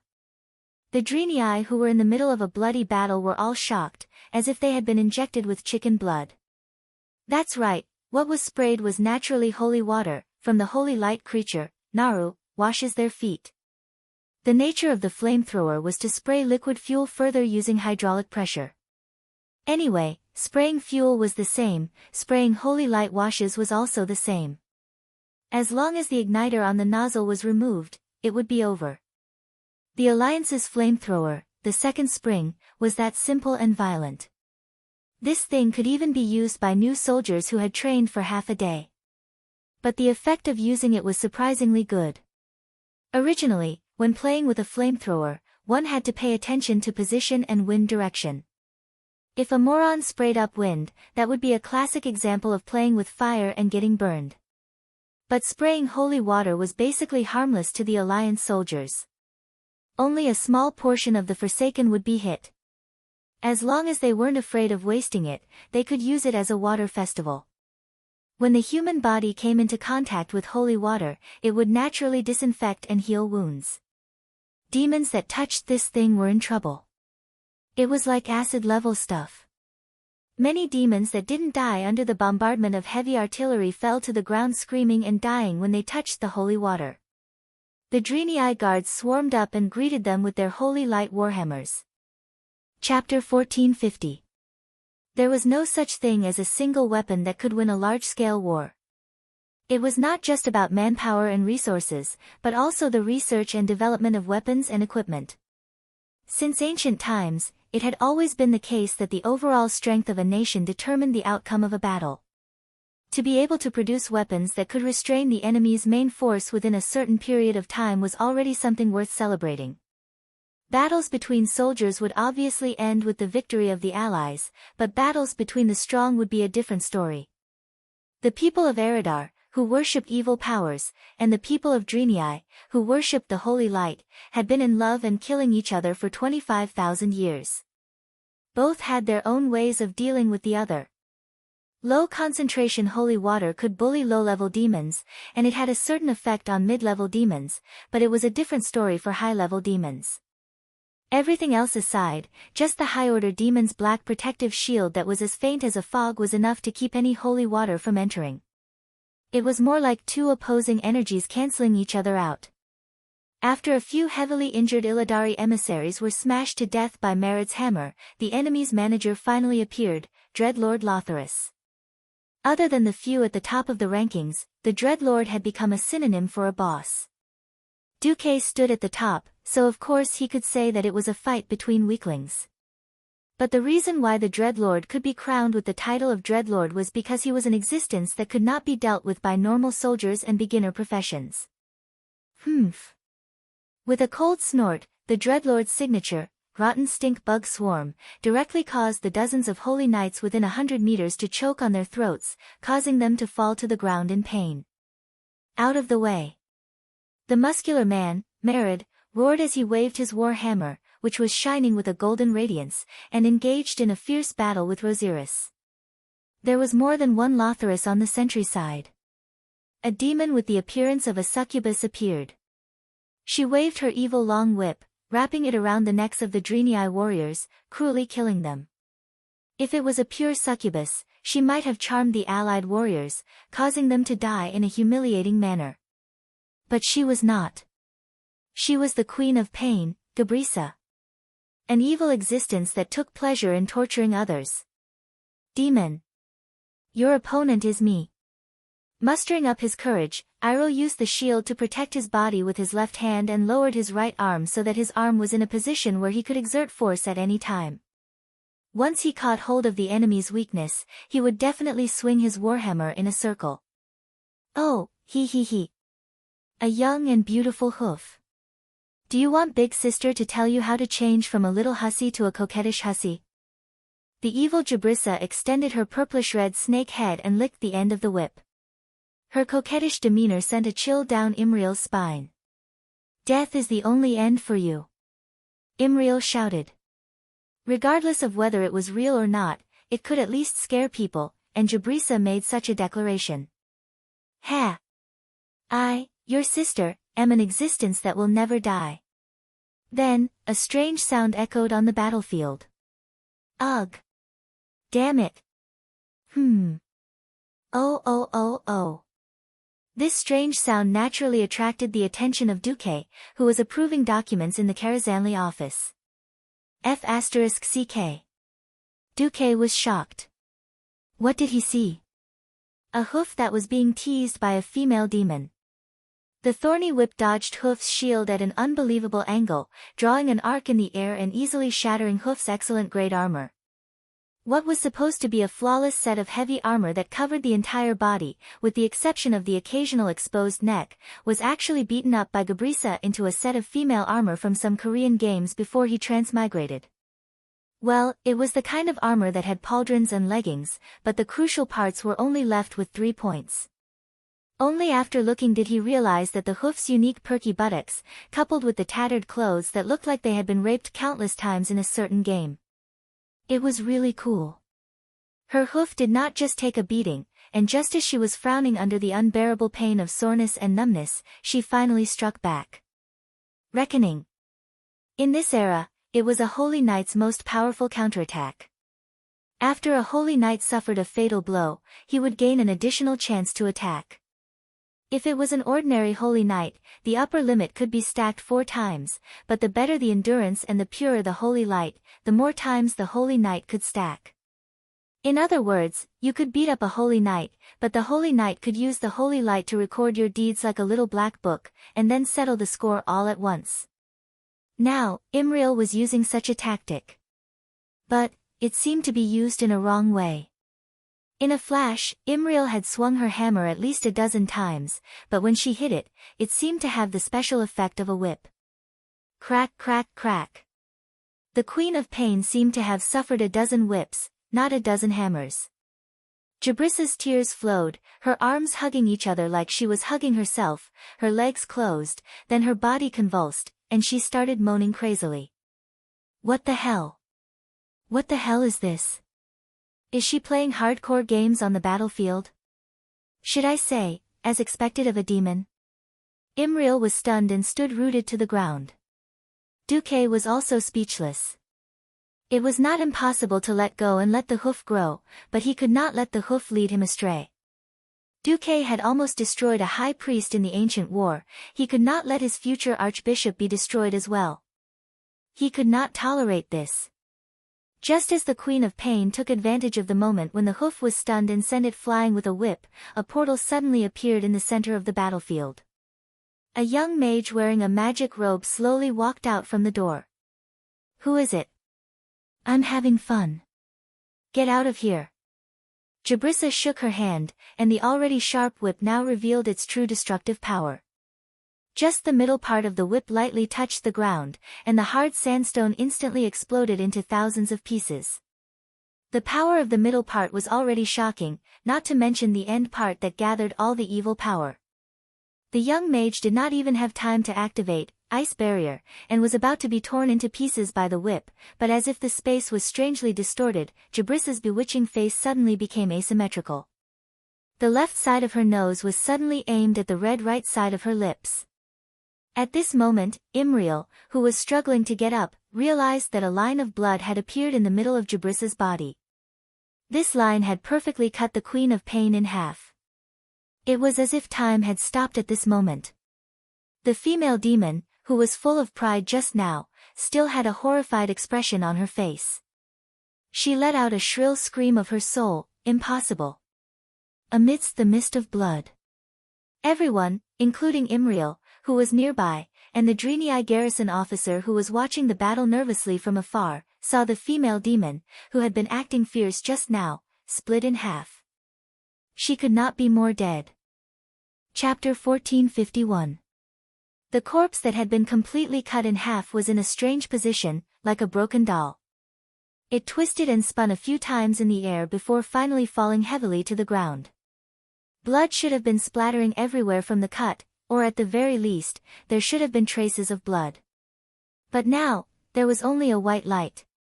The extremely cold ice elemental sealed the entire cut. This scene made everyone's jaws drop. The hoof's expression froze for a full 3 seconds before she said, "Mark, I didn't know you were so strong." Only now did everyone realize that it was the Alliance's envoy, Mark Dooku, who had appeared out of nowhere and killed the demoness in one shot. Duke glanced at the situation on the side. Merrild and the Dreadlord were still fighting each other.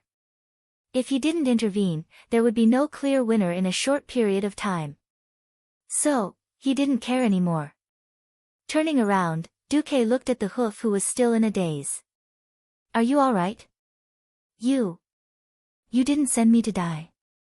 The hoof asked out of nowhere, almost causing Duque to roll his eyes in anger. "I've already saved you, and you're still asking me this?" No, the hoof's IQ was now as high as 5 points. There was no way he could talk to her properly. After a while, the hoof came back to her senses. "Ah! Hurry up and help Marad.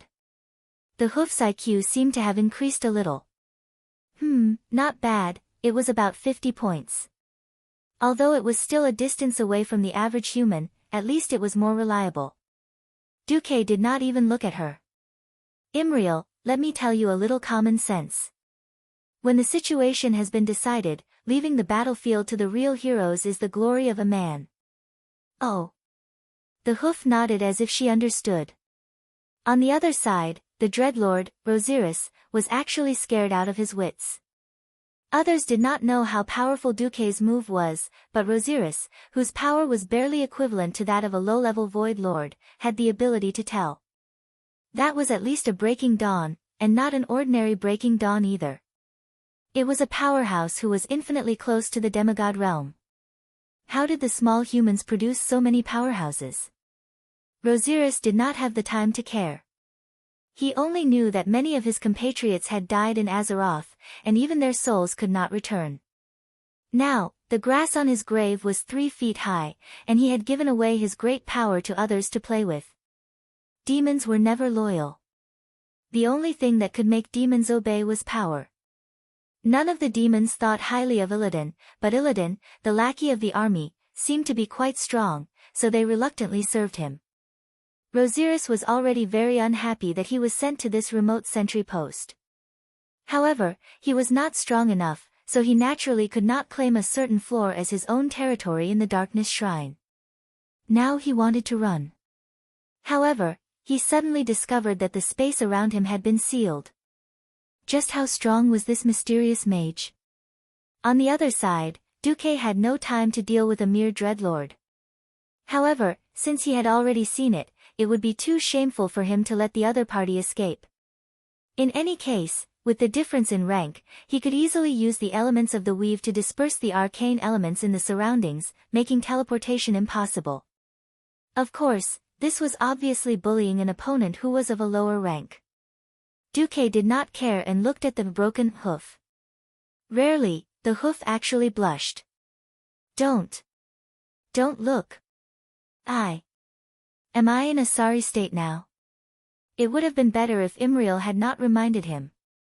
Now that he had mentioned it, Duque looked at the hoof carefully. The brave girl was filled with holy light and swung her war hammer at the evil queen of pain, but she was ruthlessly taught a lesson by the other party's whip and almost became a masochist. This broken armor. It was like a rag that had been repeatedly trampled on. All right. Duque shamefully became an honest and reliable young man for once. He took off his cloak and put it on the hoof. He casually cheated. Strictly speaking, he did not make a move. However, his eyes traversed the endless space and landed on Rosiris, who had temporarily become the demon king of misery. It had to be known that since there was a weave of the highest level in the surroundings, this land was equivalent to being in Duke's domain. A powerful demigod staring at a small dreadlord was no different from a cruel spider staring at a prey that had fallen into its web. As the prey, all that was left was fear. The dreadlord was supposed to spread fear, but now he was overwhelmed by it. What a joke. Yet, it had happened in an incomparably real manner. Rosiris, who had been attacking continuously and seemed to have the upper hand, quickly made a fatal mistake. He used too much force in his attack and lost his balance. Marad, who had been through tens of thousands of years and had honed his skills through countless battles, was a veteran. He could tell that the enemy had really made a mistake and was not baiting the enemy. Marad immediately showed Imriel the correct way to use Reckoning.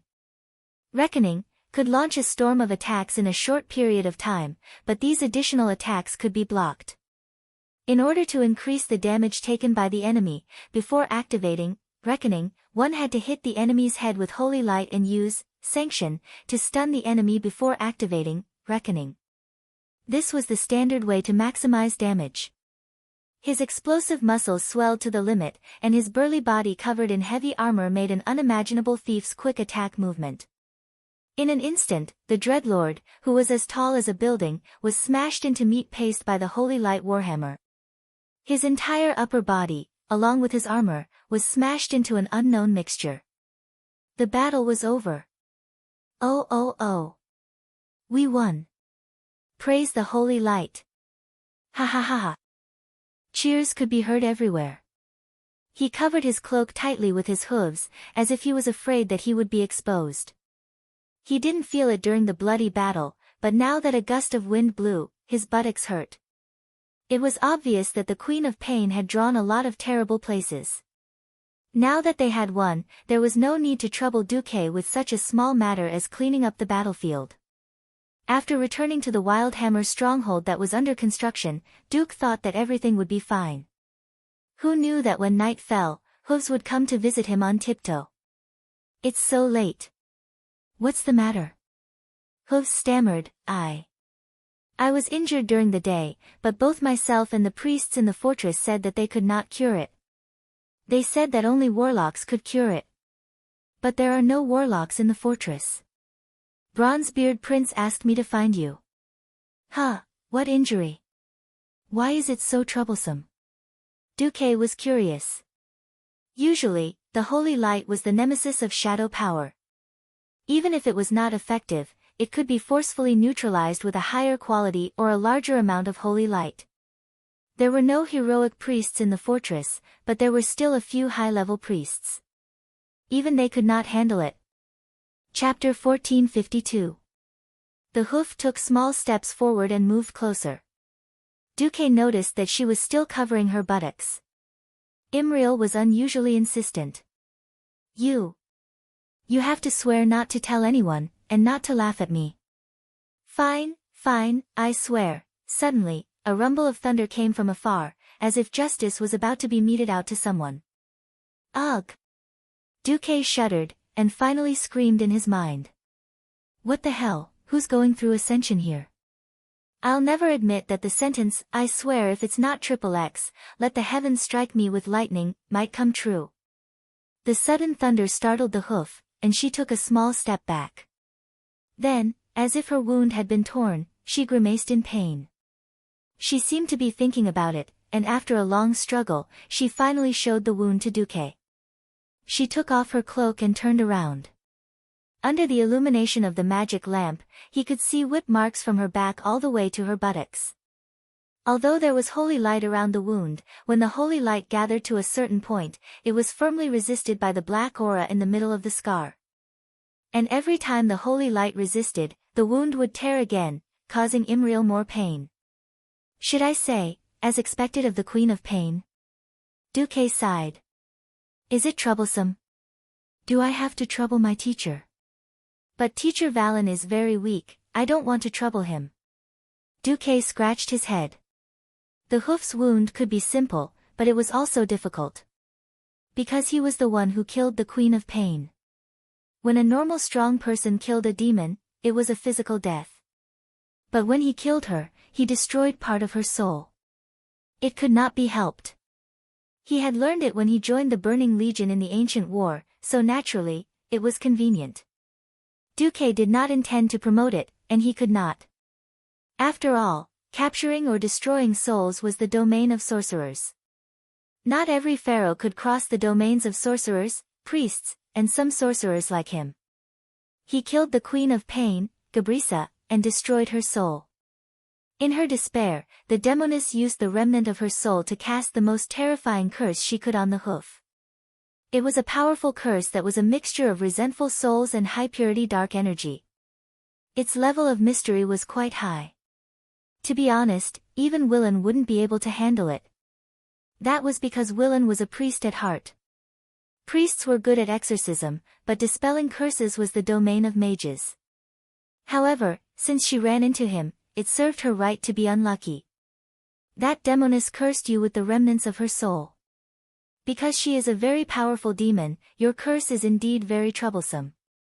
Then, the hoof said bitterly. She seemed to be in despair. How could it be easy for her to suffer such an injury on her first battle? But you're very lucky to have met me. I can help you settle it. After saying that, Duque snapped his fingers and silently called out in his heart. Immediately, Alonsis Fail cast a spell for him from the weave. The hoof could only feel that outside Duque's room, there seemed to be a very powerful priest casting a spell. In the blink of an eye, a beautiful holy light magic circle that seemed to have every magic pattern appeared under their feet and enveloped the entire room. Duque pointed at the bed. Lie down. Before I say, okay, no matter what happens, you are not allowed to turn around. Got it? Got it. The hoof was overjoyed, and ran over to lie down. It had to be said that because of their body structure, the recurved calves made the Dreenie's posture a little funny when they lay down. It felt like they were kneeling, and purposely arched their buttocks. Duque held back his laughter, which was rare. Show me all your wounds. The hoof was a little reluctant, but she still did as she was told, and her pants were halfway down. Of course, there was no chance for her to be exposed, because she had already put on the thong library. Done. It was like a mosquito buzzing. As for the hoof, Duque really did not have any crooked thoughts. Although he was already a dragon knight, and also the famous Naga conqueror, when he was in actual combat, one was a standard human, and the other was an elf, so he did not have any psychological burden. The hoof, after all, was really not Duque's cup of tea. For Duque, driving away the soul of an elite female demon with at most a bit of blood was just a small matter. The important thing was that this was a rare opportunity, and Duque had to collect some interest no matter what. The tail.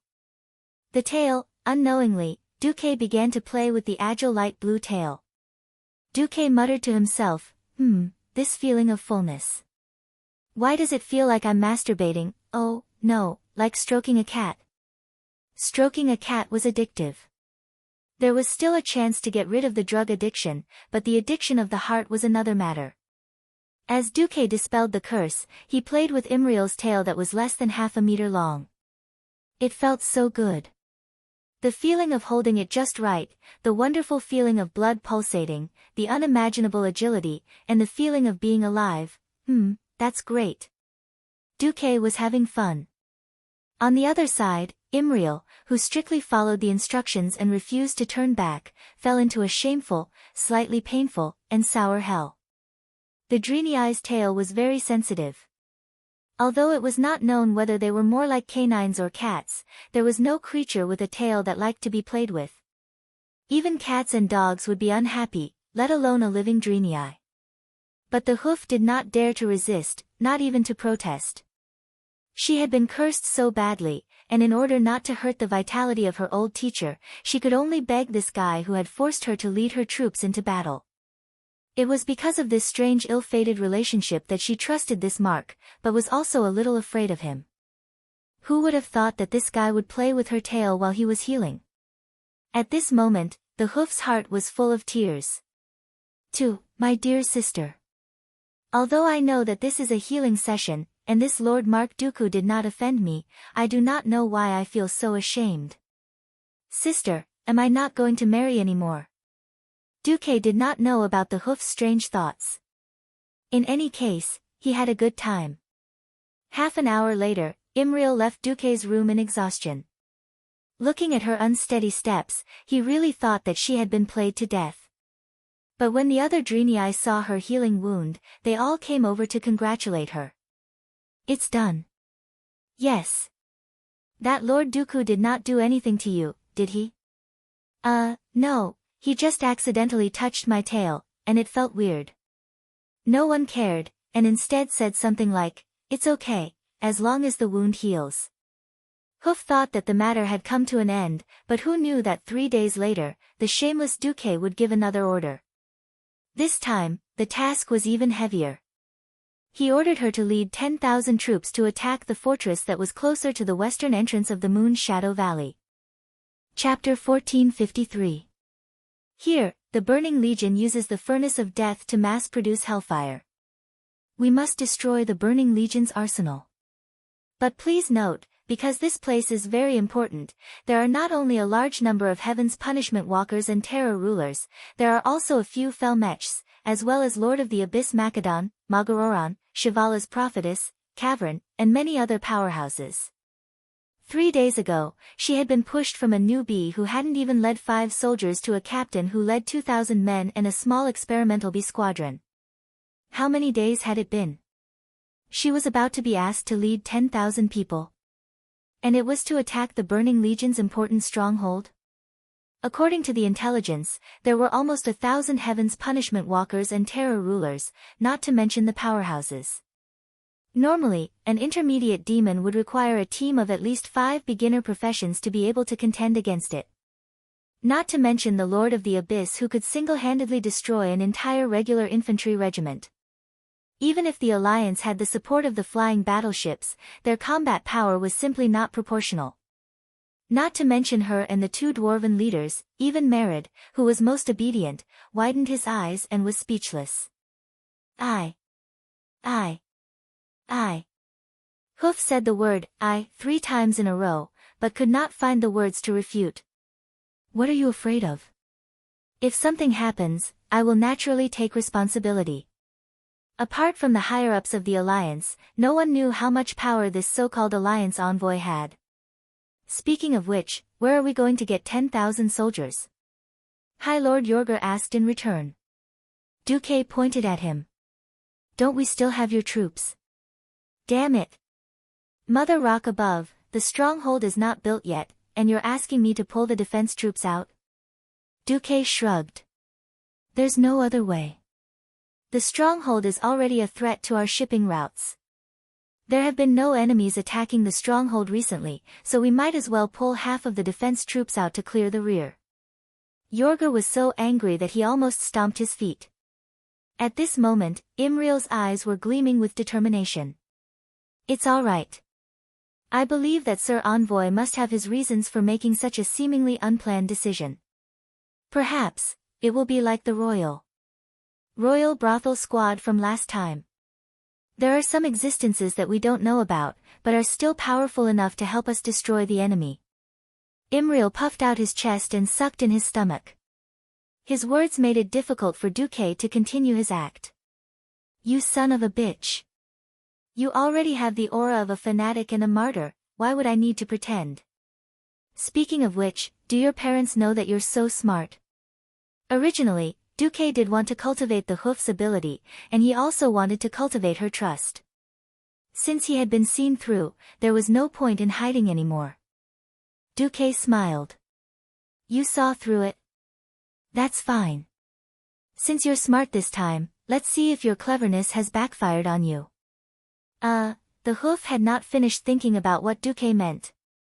Duque waved his hand, and on the vast 3D map in the fortress command room, a huge green arrow appeared. It extended from the western entrance of the Moon's Shadow Valley all the way to the front of the fortress. This is, Bulang smacked his lips. Green skin. Duque raised his eyebrows. As expected, hatred was not so easily forgotten. 24 years, for humans, was at least a generation. For the dwarves, who lived longer, it was just a growing experience in one generation. It was not that Bulang did not know who Mark's original body was, but he still could not control himself. This was very telling. As expected. Regarding the Alliance's recent efforts to support the Beastmen and rescue the millions of Beastmen, the dissatisfaction had spread from the bottom up. Of course, the wise people would pay more attention to the threat of the Burning Legion in the future. But the feelings of the people and soldiers were more direct. Think about it, even the dwarves, the old members of the Alliance, were like this, let alone the Dreenii who had been fighting with the Beastmen a while ago. Even a kind-hearted little girl like the Hoof, who did not know much about the affairs of the world, had a helpless expression on her face. Duque, who was in Karazhan, bared his teeth. Then, Mark, who was in the Wildhammer Fortress, laughed. Maybe, some people will ask, isn't this part of the entrance of the Moon's Shadow Valley flooded?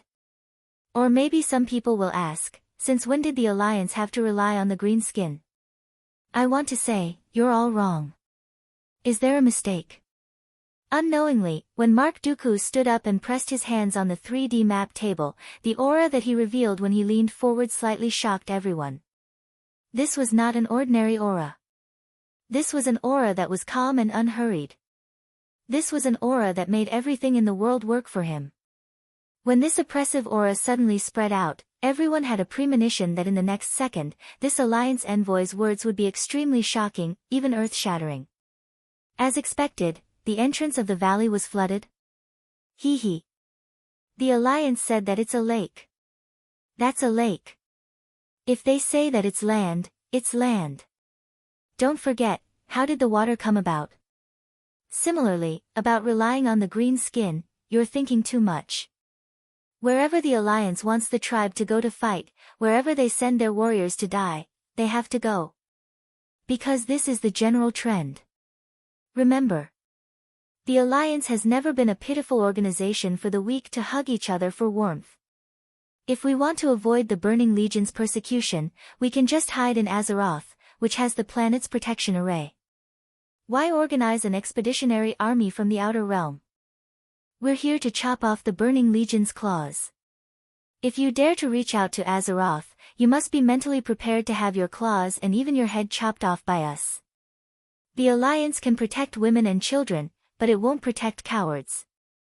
Whether it's humans, dwarves, or Draenei, everyone who joins the Alliance must be mentally prepared to sacrifice themselves for this. Don't be afraid of whatever. Kill Jaden.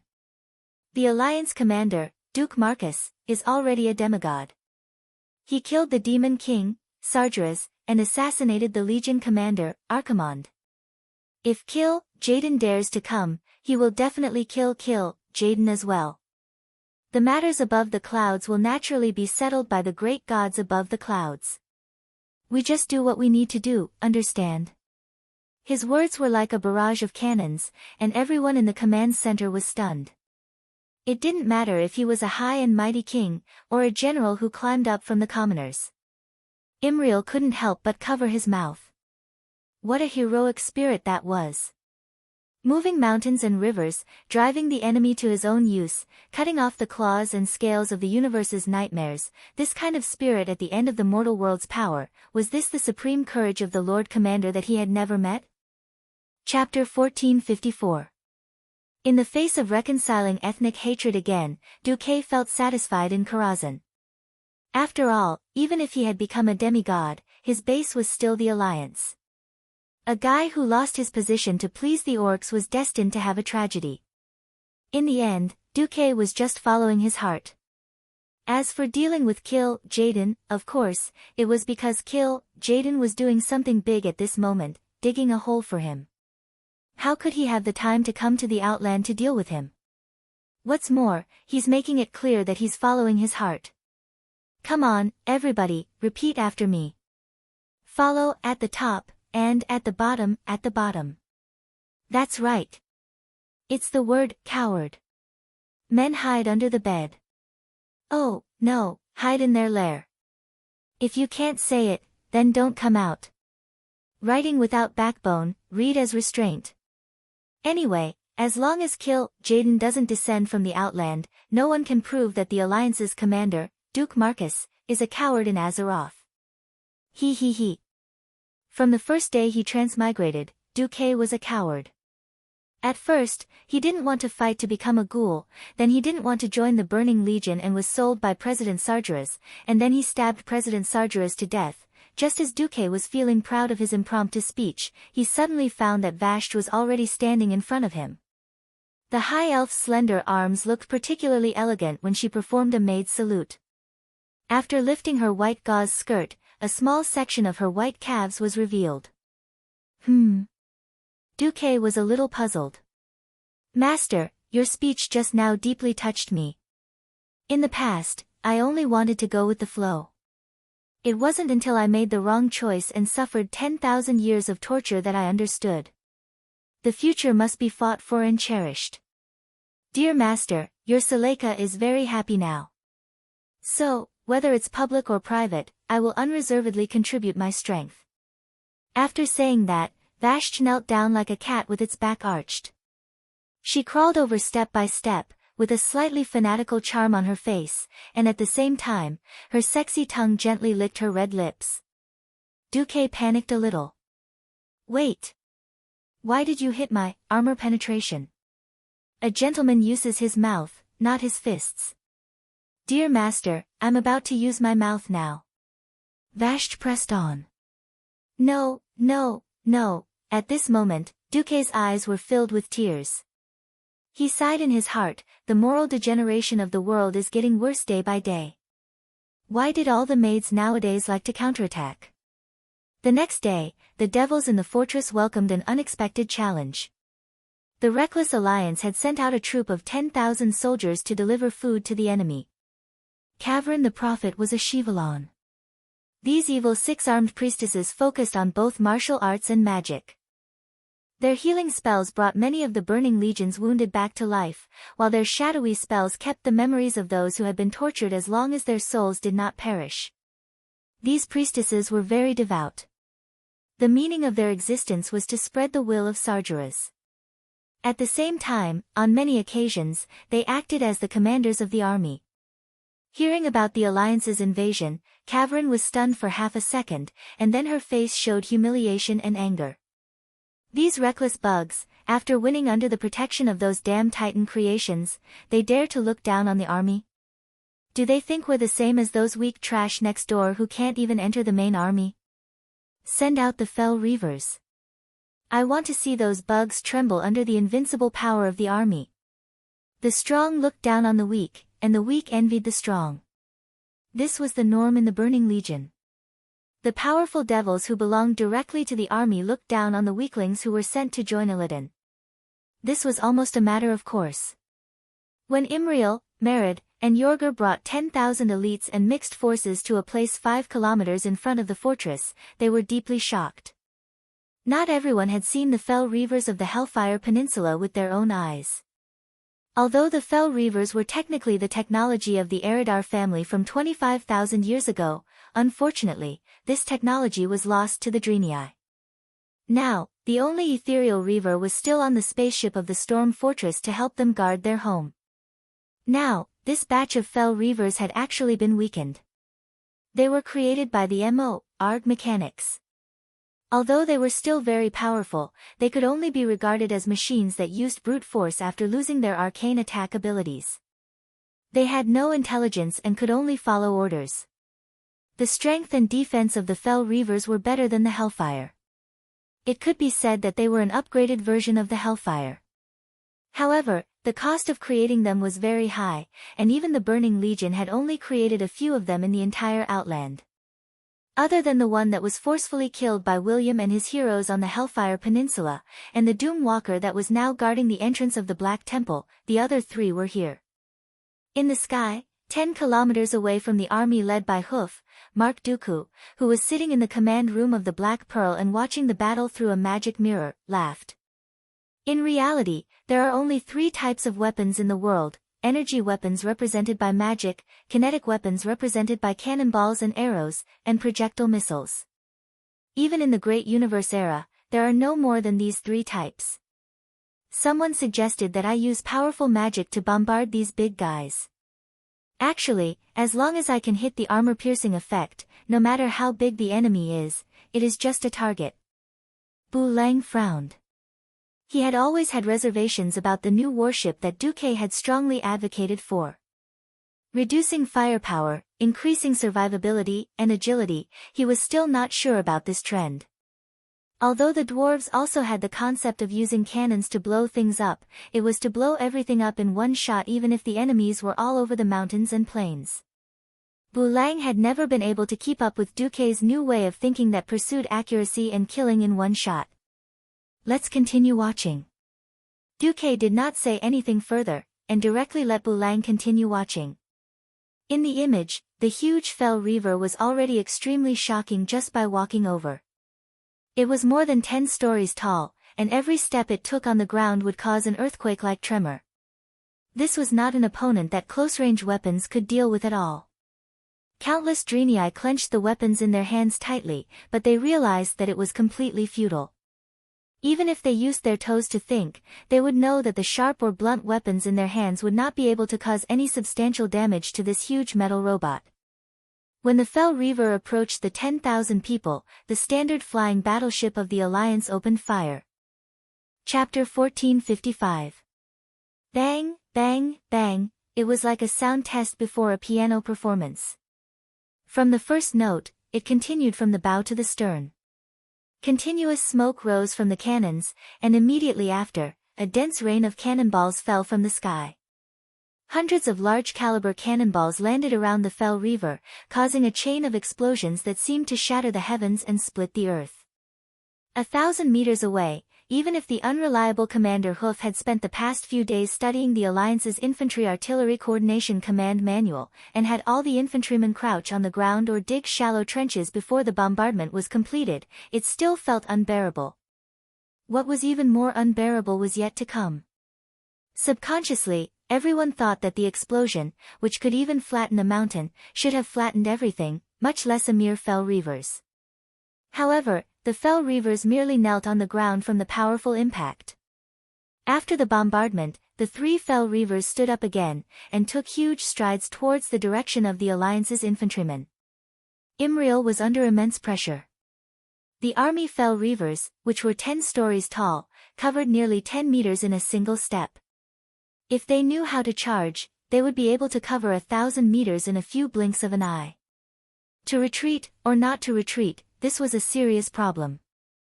Commander, please make a decision. Voices that sounded like questions came from below, but were actually interrogations.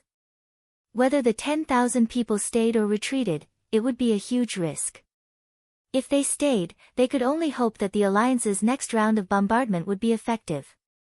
Otherwise, if they waited until the next round, they might be caught in the crossfire because they were too close.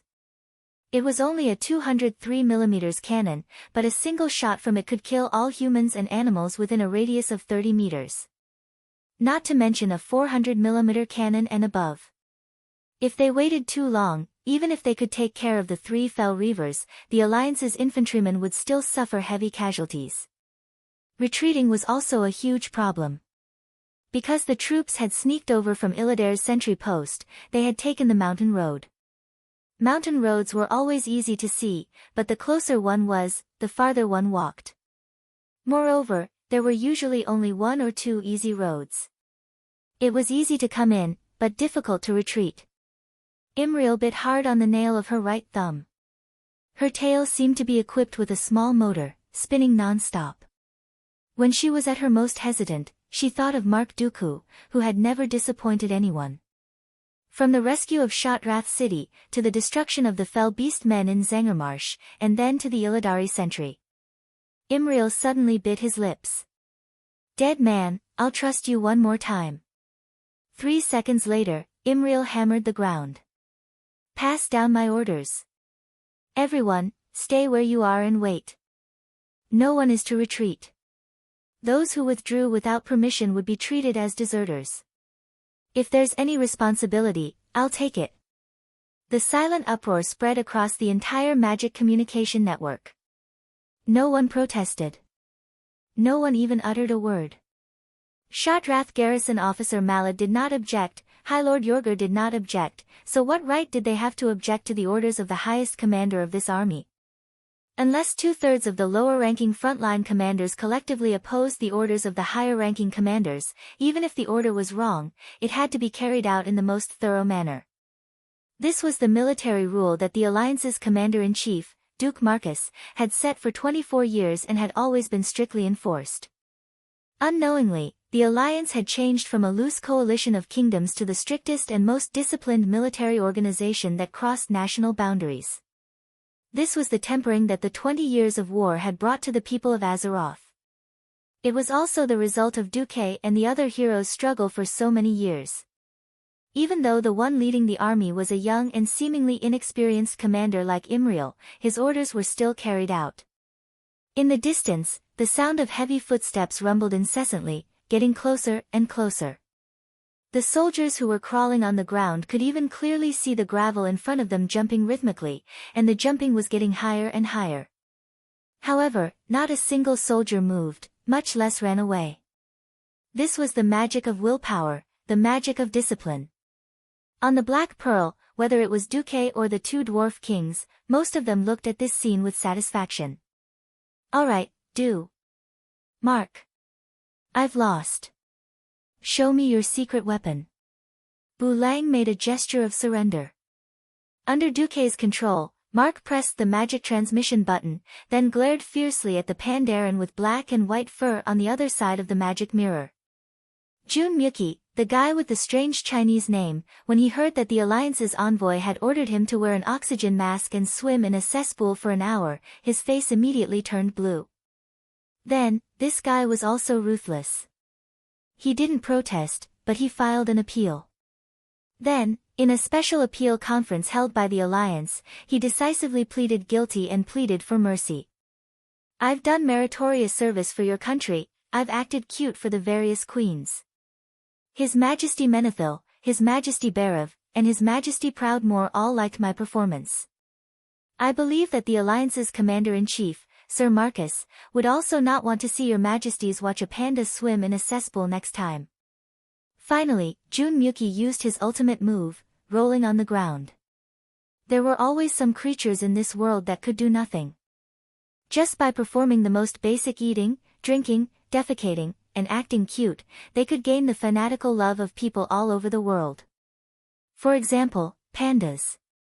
Although there was a fundamental difference between pandas and panda people, their appearance of acting cute didn't change.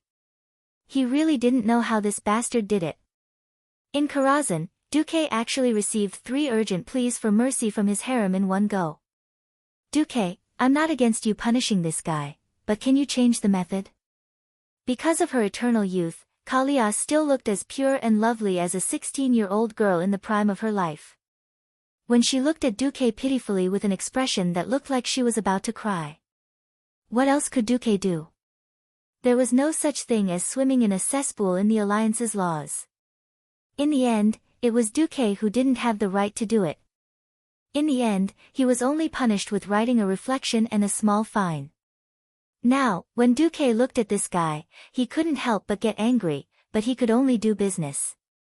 It's your Royal Special Fleet's turn. Jun Myuki smiled and saluted. Understood, Sir Envoy. The Royal Brothel Group, oh, the Royal Special Fleet will not disappoint you. What the hell? The Royal Brothel Group became the Royal Brothel Group. You're doing this on purpose, aren't you? Duque was so angry that his teeth itched. Jun Myuki acted out how to make the black and white world colorful, he stuck out his tongue. The little red tongue looked very cute. Considering that this guy was actually a rough man, Duque couldn't wait to slap this bastard to death. That was a matter of no return. At this moment, in addition to the previous 3 warships, there was also Counterattack, Prestige, Nelson, Vanguard, Duke of York, and Prince of Wales. These flying warships turned their turrets at the same time and let out a deafening roar. A few seconds later, 10,000 meters away, the right arm of an army fell mech exploded. Chapter 1456. Looking at the approaching giant mech, the 10,000 soldiers kneeling on the ground trembled in fear as they prayed to the gods they believed in. The behemoth that barged into their sight should not be dealt with by mere soldiers. While military orders must be obeyed, boorish men and fools were not the same. Just as the huge tremor almost made everyone throw up last night's dinner. Time seemed to have frozen at that moment.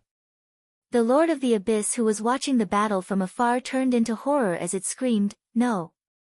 amidst the flames. Everyone, including all the demons present, saw the right arm of the fell reaver suddenly twist outwards in a posture that should not have appeared in the explosion. It twisted outwards twice like a fried dough twist, and then because of the explosion at the shoulder, the entire arm fell off. There were still bright sparks at the fracture, and green demonic energy sputtered out like a fountain. What was even more ridiculous was that the arm that had fallen off was struck by another round of artillery. It spun and flew towards a mechanical device made by Morgo not far away, easily smashing it into smithereens. Everyone's mouth was agape. An earth-shattering cheer immediately broke out in the Allied forces camp. Long live the Alliance! F***ck these big toys. Ha ha ha.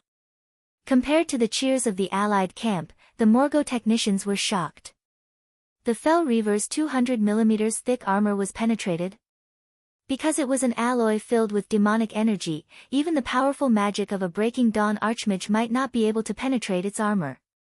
Similarly, even the brute strength of the Lord of the Abyss could not easily penetrate the alloy armor. Why did it become like paper in front of the humans' cannons? The foreman Morgo was furious. Counterattack. Fire the cannons and counterattack. Demonic cannons were a necessary facility for every demonic foundry camp. Every demonic foundry camp would first set up demonic cannons before construction to provide protection for Gon Urge and Morgo who were working on the construction. There was no lack of demonic cannons in the Outlands, and this time was no exception. Many of the demonic cannons hidden underground were pushed out from the bunkers by the craftsmen and fired directly into the sky.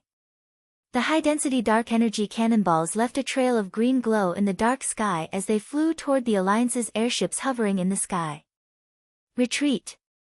Retreat! Retreat immediately! In order to cover the retreat of the main force, brave frigates rushed up from time to time, using their relatively weak magic shields as the main force of the warships and cruisers to withstand the attacks of the large-caliber demonic cannons. Their fates were often tragic. The spherical white shield lasted less than a second before it turned into elemental particles and scattered in the air. Under the direct attack of the cannons, most of the ship's keel broke in one go. The dark energy that charged straight and easily swept through the entire armory and triggered an even more powerful explosion. Broken wood, twisted cannon barrels, and broken limbs of humans and dwarves rained down from the sky. This scene was simply too horrible to look at. Bulang covered his eyes. Duque sighed. See? If it were a new type of warship with an isolation cabin, it wouldn't have exploded so easily. Bulang nodded silently. If he had listened to Duque and given up the multi-cannons earlier, there would not have been this moment of sacrifice. The only thing to be thankful for was that, with the desperate cover of the small ships, the main force finally flew out of the range of the demonic cannons. Draenor itself was a planet with a smaller radius than Azeroth, so its crust had a larger curvature. Even after the planet exploded, the remaining continents or regions were the same. When it flew more than 4,000 meters away from a target, the warship would look like it had sunk below the horizon. The demonic cannons that could only hit directly could not hit it at all, but the new cannons of the Alliance attacked in a parabola. Although the hit rate of the attack from 10,000 meters away was simply unbearable to look at, the new cannons hitting the Fel Reavers were like a sledgehammer hitting an egg. It was fine if it missed. But if it did, not only would the egg white and yolk flow out, even the eggshell would turn into powder. Even with the help of the army, the cross-field attack of the giant cannons was still a matter of luck. Fortunately, the Alliance had always been lucky where the hooves were. After just 3 rounds of cannons, the 3 huge Fel Reavers were dead. The first Fel Reavers was the luckiest. It only had 1 hand and 1 leg hit, and it fell to the ground, twitching like an epileptic. The second Fel Reavers was the worst. Unfortunately, it was hit in the chest by Hudiheo's Soul Striker. The armor-piercing round, which weighed more than a ton, had pierced through the chest armor and hit the Fel Reaver directly, causing a huge explosion. It even affected the third Fel Reaver, which was close by. The third Fel Reaver even had its left leg blown off, and it was rolling on the ground in a ridiculous manner. Without the Fel Reavers, which the infantry feared the most, it was time for the charge. Charge! Imriel raised his warhammer high. The loud bugle call rang throughout the Alliance's camp. The area that seemed to be completely empty a moment ago was instantly filled with a dense crowd of people. Not only that, without any warning, the water level of the muddy lake north of the fortress suddenly dropped at a speed visible to the naked eye. In just a minute, the water dragon that once looked like a huge river had disappeared without a trace. Only the clear water marks on the red stones told others that there used to be a raging river here. Just as Hoof led the Draenei and dwarves as the main force of the infantry, and just went around the broken Fel Reavers, and were about to reach the fortress in a few minutes, a loud noise came from the direction where the water receded. Woo woo, the long bugle call sounded like it had been for thousands of years. Marad stopped in his tracks and looked into the distance. His expression changed slightly. The beastman's bugle. Marad stomped his hooves, but he still continued to charge. They used to have a grudge that would not end until one of them died. Their blood had merged on the battlefield and dyed the entire Taroka forest red. Unfortunately, they were now allies. Loktarogar. If they did not win, they would rather die. The classic roar once again echoed in the Moon Shadow Valley. Ever since the Moon Shadow Valley became Illidan's territory and testing ground, how long had it been since such a heroic roar echoed? Many beast men had tears in their eyes. For the Horde. The one who took the lead and raised his flaming war hammer was the Horde's chief, Thrall. Beside him, Orgrim followed closely. In addition, there was also the Tauren chief, Cain. Chapter 1457. The three muscular men formed the most violent assault of the Horde, charging towards the demons in the fortress from the rear. Not good. Kavalen cried out in alarm. At this moment, she finally understood that the 10,000 soldiers in front of her were just bait. The real killing blow was the main force of the orcs that could not possibly pass through the valley. She had no way of estimating how many orcs there were. In their eyes, the orcs came from the top of the mountain in the southwest, stretching all the way to the valley. There were at least tens of thousands of them. On the Black Pearl, Bulang was also speechless. It's a familiar scene, isn't it? Duque laughed. Indeed, the mountains and plains were filled with orcs who were not afraid of death. This scene made the two veterans who had experienced the first and second dark portal sigh with emotion. Thinking back to the past, the orcs that could drown everything had practically flattened the entire southern continent with the invasion of locusts. Stormwind City had fallen. If not for Duque's support, the Steel Stove Fort would have collapsed due to the lack of food and medicine. 24 years had passed. Even if the Alliance had a very terrifying new cannon, once the enemy had the absolute advantage in numbers, this scene would still make any commander tremble in fear. How many people did Sal bring with him? Kudrin complained. Duque scratched his head. Originally, he said he wanted to bring 1 million people into Moon Shadow Valley. I said I couldn't afford it, so he was forced to reduce it to 200,000. No one would underestimate the 200,000 people of the Horde. The living conditions in the Outland were getting harsher every day.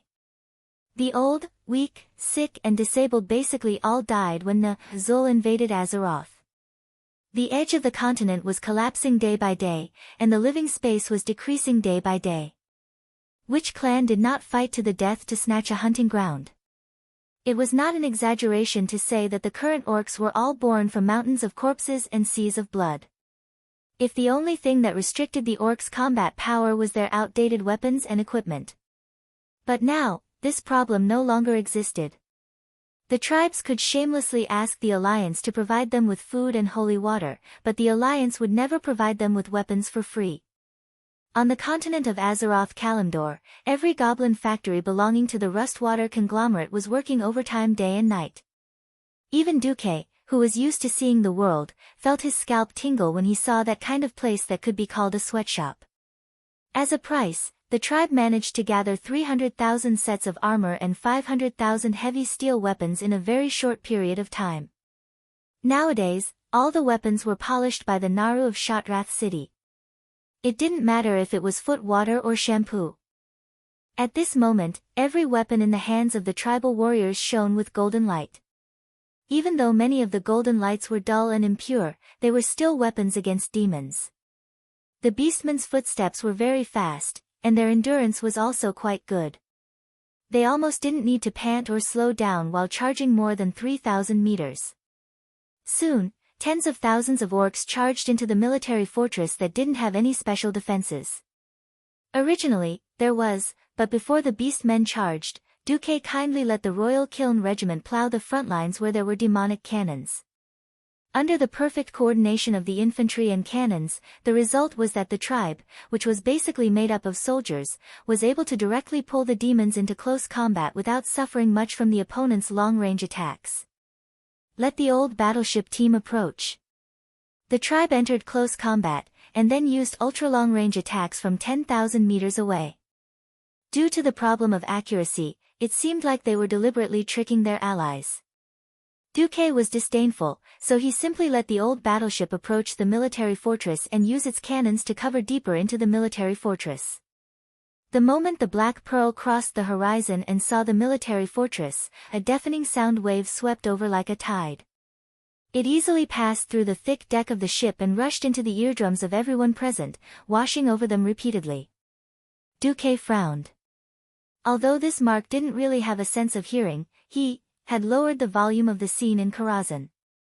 A wave of green mixed with brownish red swept across half of the land. That was countless orcs. The green ones were mostly second-generation orcs from the Azeroth expedition. At this stage, there were still very few that had been converted from the Fel orcs. The brownish-red ones were mostly from Nagrand, a clan that maintained the most primitive shamanic teachings. Regardless, the number of orcs seemed to be so large that it was hard to describe them in any human language. On the vast land that was partly red and partly dark, even though the orcs had fully displayed their characteristic of climbing mountains as if they were walking on flat ground, it still couldn't accommodate the simultaneous attacks of all the orcs. Many of the orcs had no choice but to raise the weapons in their hands and cheer from behind. In the eyes of the heartless Duque, these orcs were just salted fish cheering from behind, performing a salted fish stab. No matter what, the scene was still extremely shocking. The demon guards were the main force of the Burning Legion, and they had an extremely large number.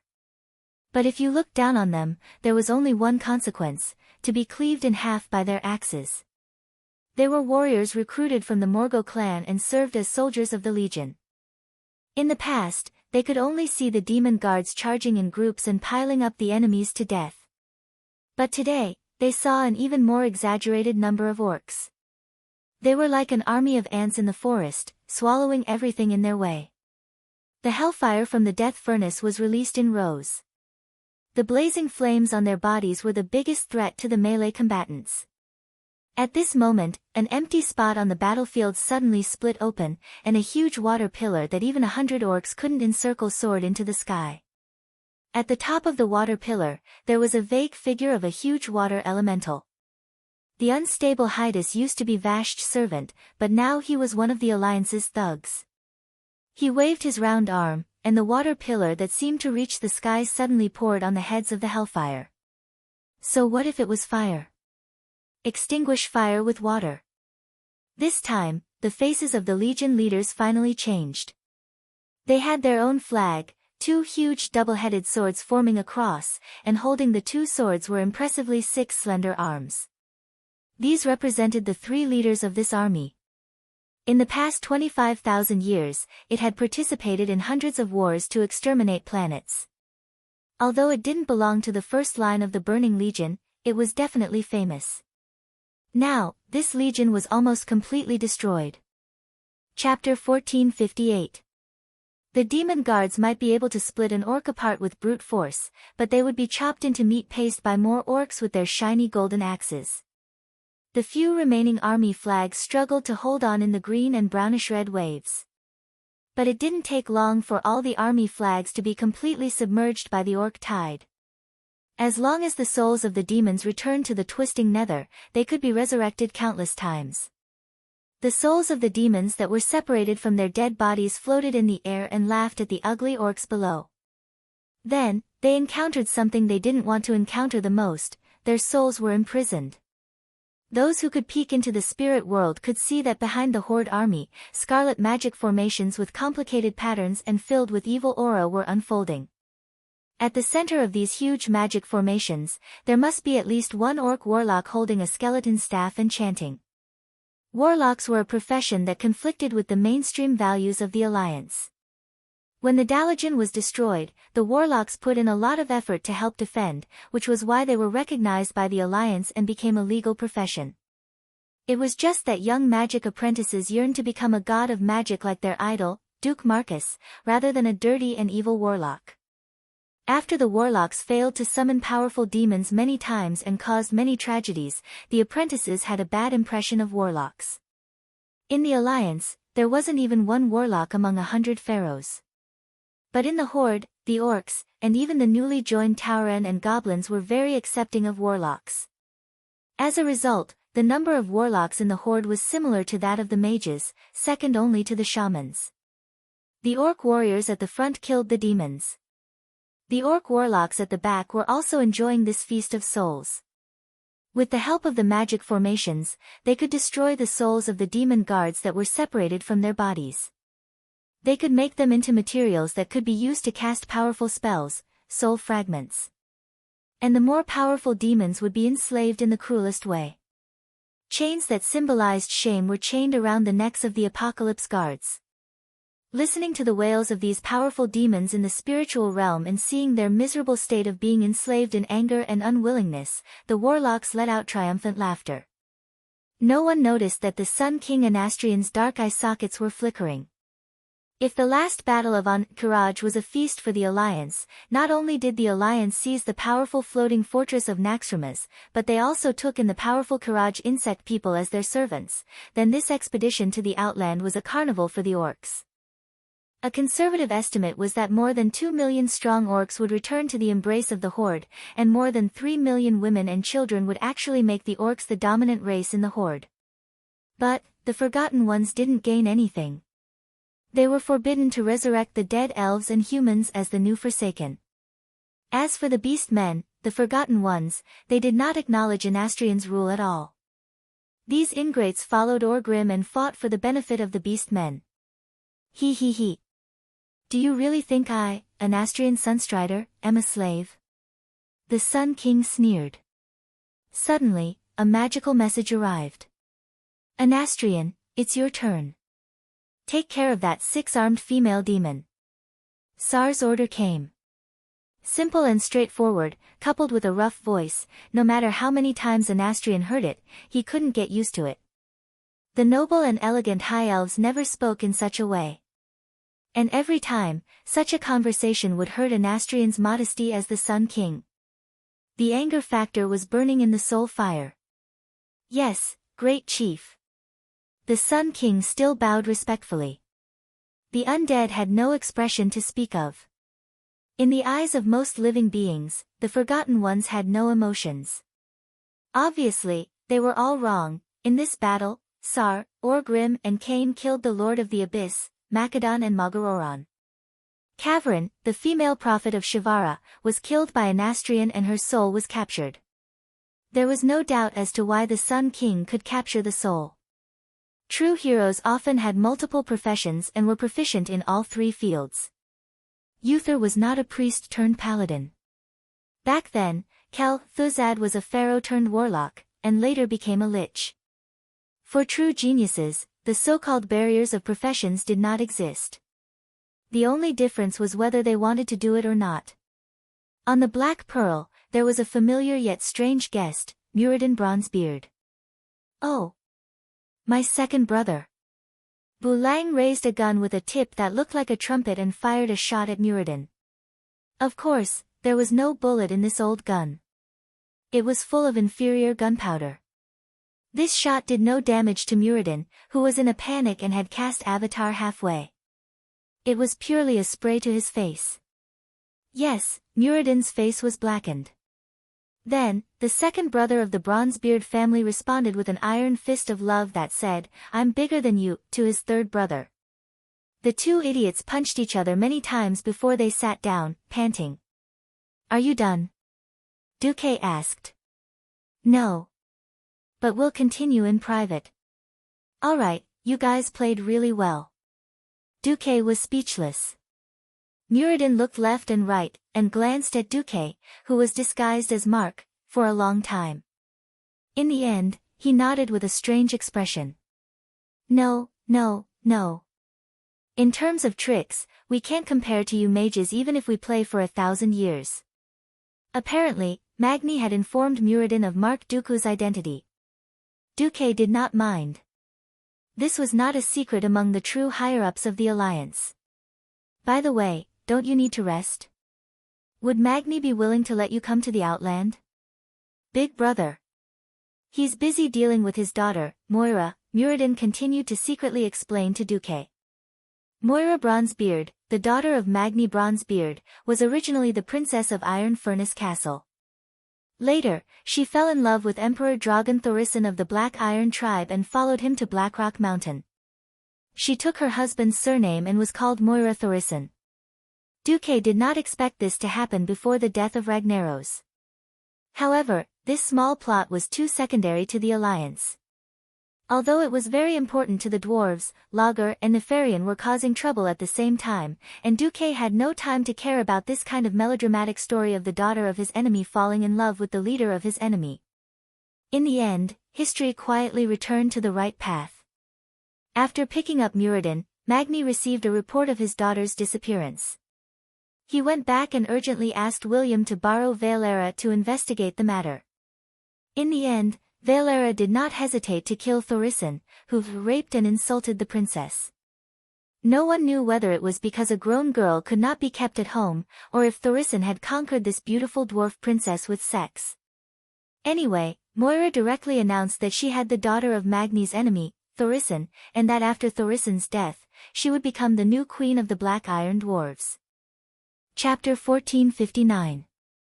This result made Varela, who personally took action, extremely embarrassed. She thought that she would become a friend of women and kill bad men to warn the world, but who knew that she would become a widow-maker who murdered her husband? Of course, this also made Magni very angry. Duque could only smile bitterly about this matter.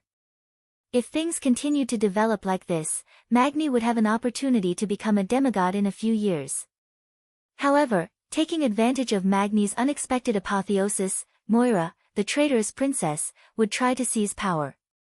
Of course, with me here, you want to overturn the heavens? Heh heh heh. Duque no longer paid attention to such trivial matters. He looked at the military map, where the marks of the two armies of Varian and Wajin had moved from Blade's Edge Mountain to the Nether Storm area. It seemed that it was only a matter of time before the entire Outland was resolved. It was worth mentioning that when passing through the Blade's Edge Mountain area, the Allied forces did not fight with the Gollans. He still remembered the first time Duque went to Blade's Edge Mountain in the game. He saw many black dragon corpses pierced by sharp conical stone spikes on the dragon's end. Those were the dragons that were killed by the Gollan king, Gruul. Therefore, as a demigod, Gruul had the title of Dragon Slayer.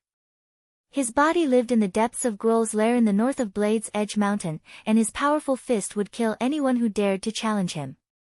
In the game, Dragon Slayer Gruul was also the final boss of the 25-man dungeon, Gruul's Lair. Gruul was born in the Outland and was a powerful creature with a demigod body. Legend had it that the Gollans raised the ogres, but ruled them by force. The Gollans usually had great strength and size. If one flew over Blade's Edge Mountain, they would find several huge Gollans wandering among them. They were Gruul's sons. For thousands of years, the Goran tribe and the Beast Men had been at war with each other. Moreover, Grom Hellscream and his father were famous for killing Gollan. Who knew that this time, Thrall personally visited Dragon Slayer Gruul? No one knew what Thrall promised. He only knew that Gruul had ordered Gerald to give up the passage and guaranteed that the Alliance army would not interfere in the war between the Alliance army and the Burning Legion during the Outer Realm expedition. This caught Duque by surprise.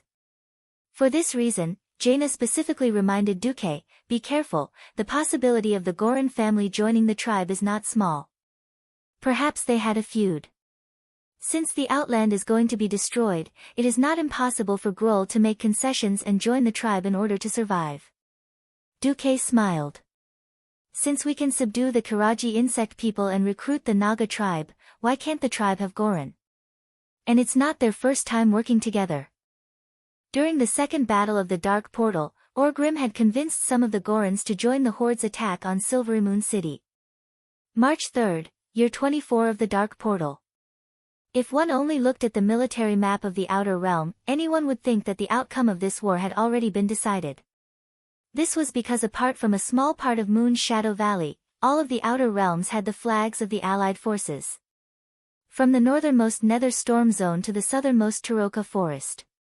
From the westernmost Nagran to the easternmost Hellfire Peninsula.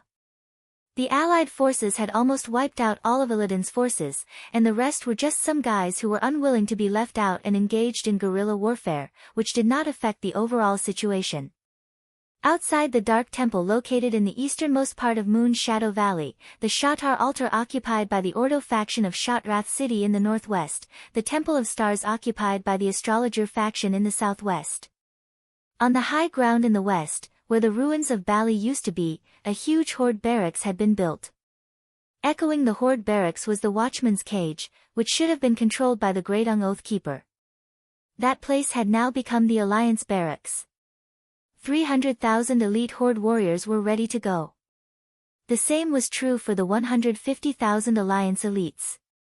Above the two barracks, countless flying battleships and raptor mounts covered the sky. If it were not for the fact that the entire Moon Shadow Valley had been severely corrupted by the dark powers, and all food had to be transferred from the Taroka forest area, coupled with the lack of equipment and other problems, it was estimated that the insane horde could pull out more than 1 million soldiers. Even so, the gathering of more than 500,000 troops was already a force to be reckoned with. In the north, the horde's formation, with the clans as the unit, was slightly loosely pieced together. The burly and majestic orcs were all panting heavily. The once crude wooden sticks, stone axes, and bone spears were gone, replaced by shiny metal axes, steel hammers that could easily crush boulders, and shiny spikes on their shoulder armor. Behind the orc formation, there were countless even taller and more burly existences. By the way, as a traditional fighting race, the orcs had the highest proportion of warriors. In the south, the Alliance's infantry formation was full of rigor and discipline no matter how one looked at it. The shields and armors were polished until they shone. Even the spearheads were neat and sharp. Anyone could feel that this was an army made of steel. Their will was as strong as iron, and they were indomitable. In the west, there were diesel tanks neatly lined up on the plains with black smoke coming out of their chimneys. And diesel trailers carrying huge cannons. With just a command, they would turn into a torrent of steel and drown the enemy. In the east, the front line closest to the Black Temple, there was a large and clear lake. In the lake that was not deep, thousands of Nagas were swaying their long tails, holding tridents or various weapons that were very characteristic of water battles, waiting quietly. Now, everyone's eyes were on the stage. In order for everyone to see clearly, the 3D projection controlled by 50 Morning Star mages magnified everything on the stage by 100 times, so that everyone could see clearly. Under the gaze of over 1 million eyes, the Alliance's outer region commander, Varian Rin, and the Horde's chief, Sar, walked up to the stage together. The Horde's warriors punched their chests, while the Alliance's warriors saluted. They used their own methods to express their highest respect to these two leaders. Unexpectedly, the two leaders did not go up to the stage, nor did they say anything to each other. They just quietly stood side by side, as if waiting for someone. At this moment, everyone saw a young wizard walk up to the stage. In front of the camera that had been magnified 100 times, everyone could clearly see that this unknown little mage was changing his appearance with every step he took as he stepped onto the stage. He really looks like Lord Marcus.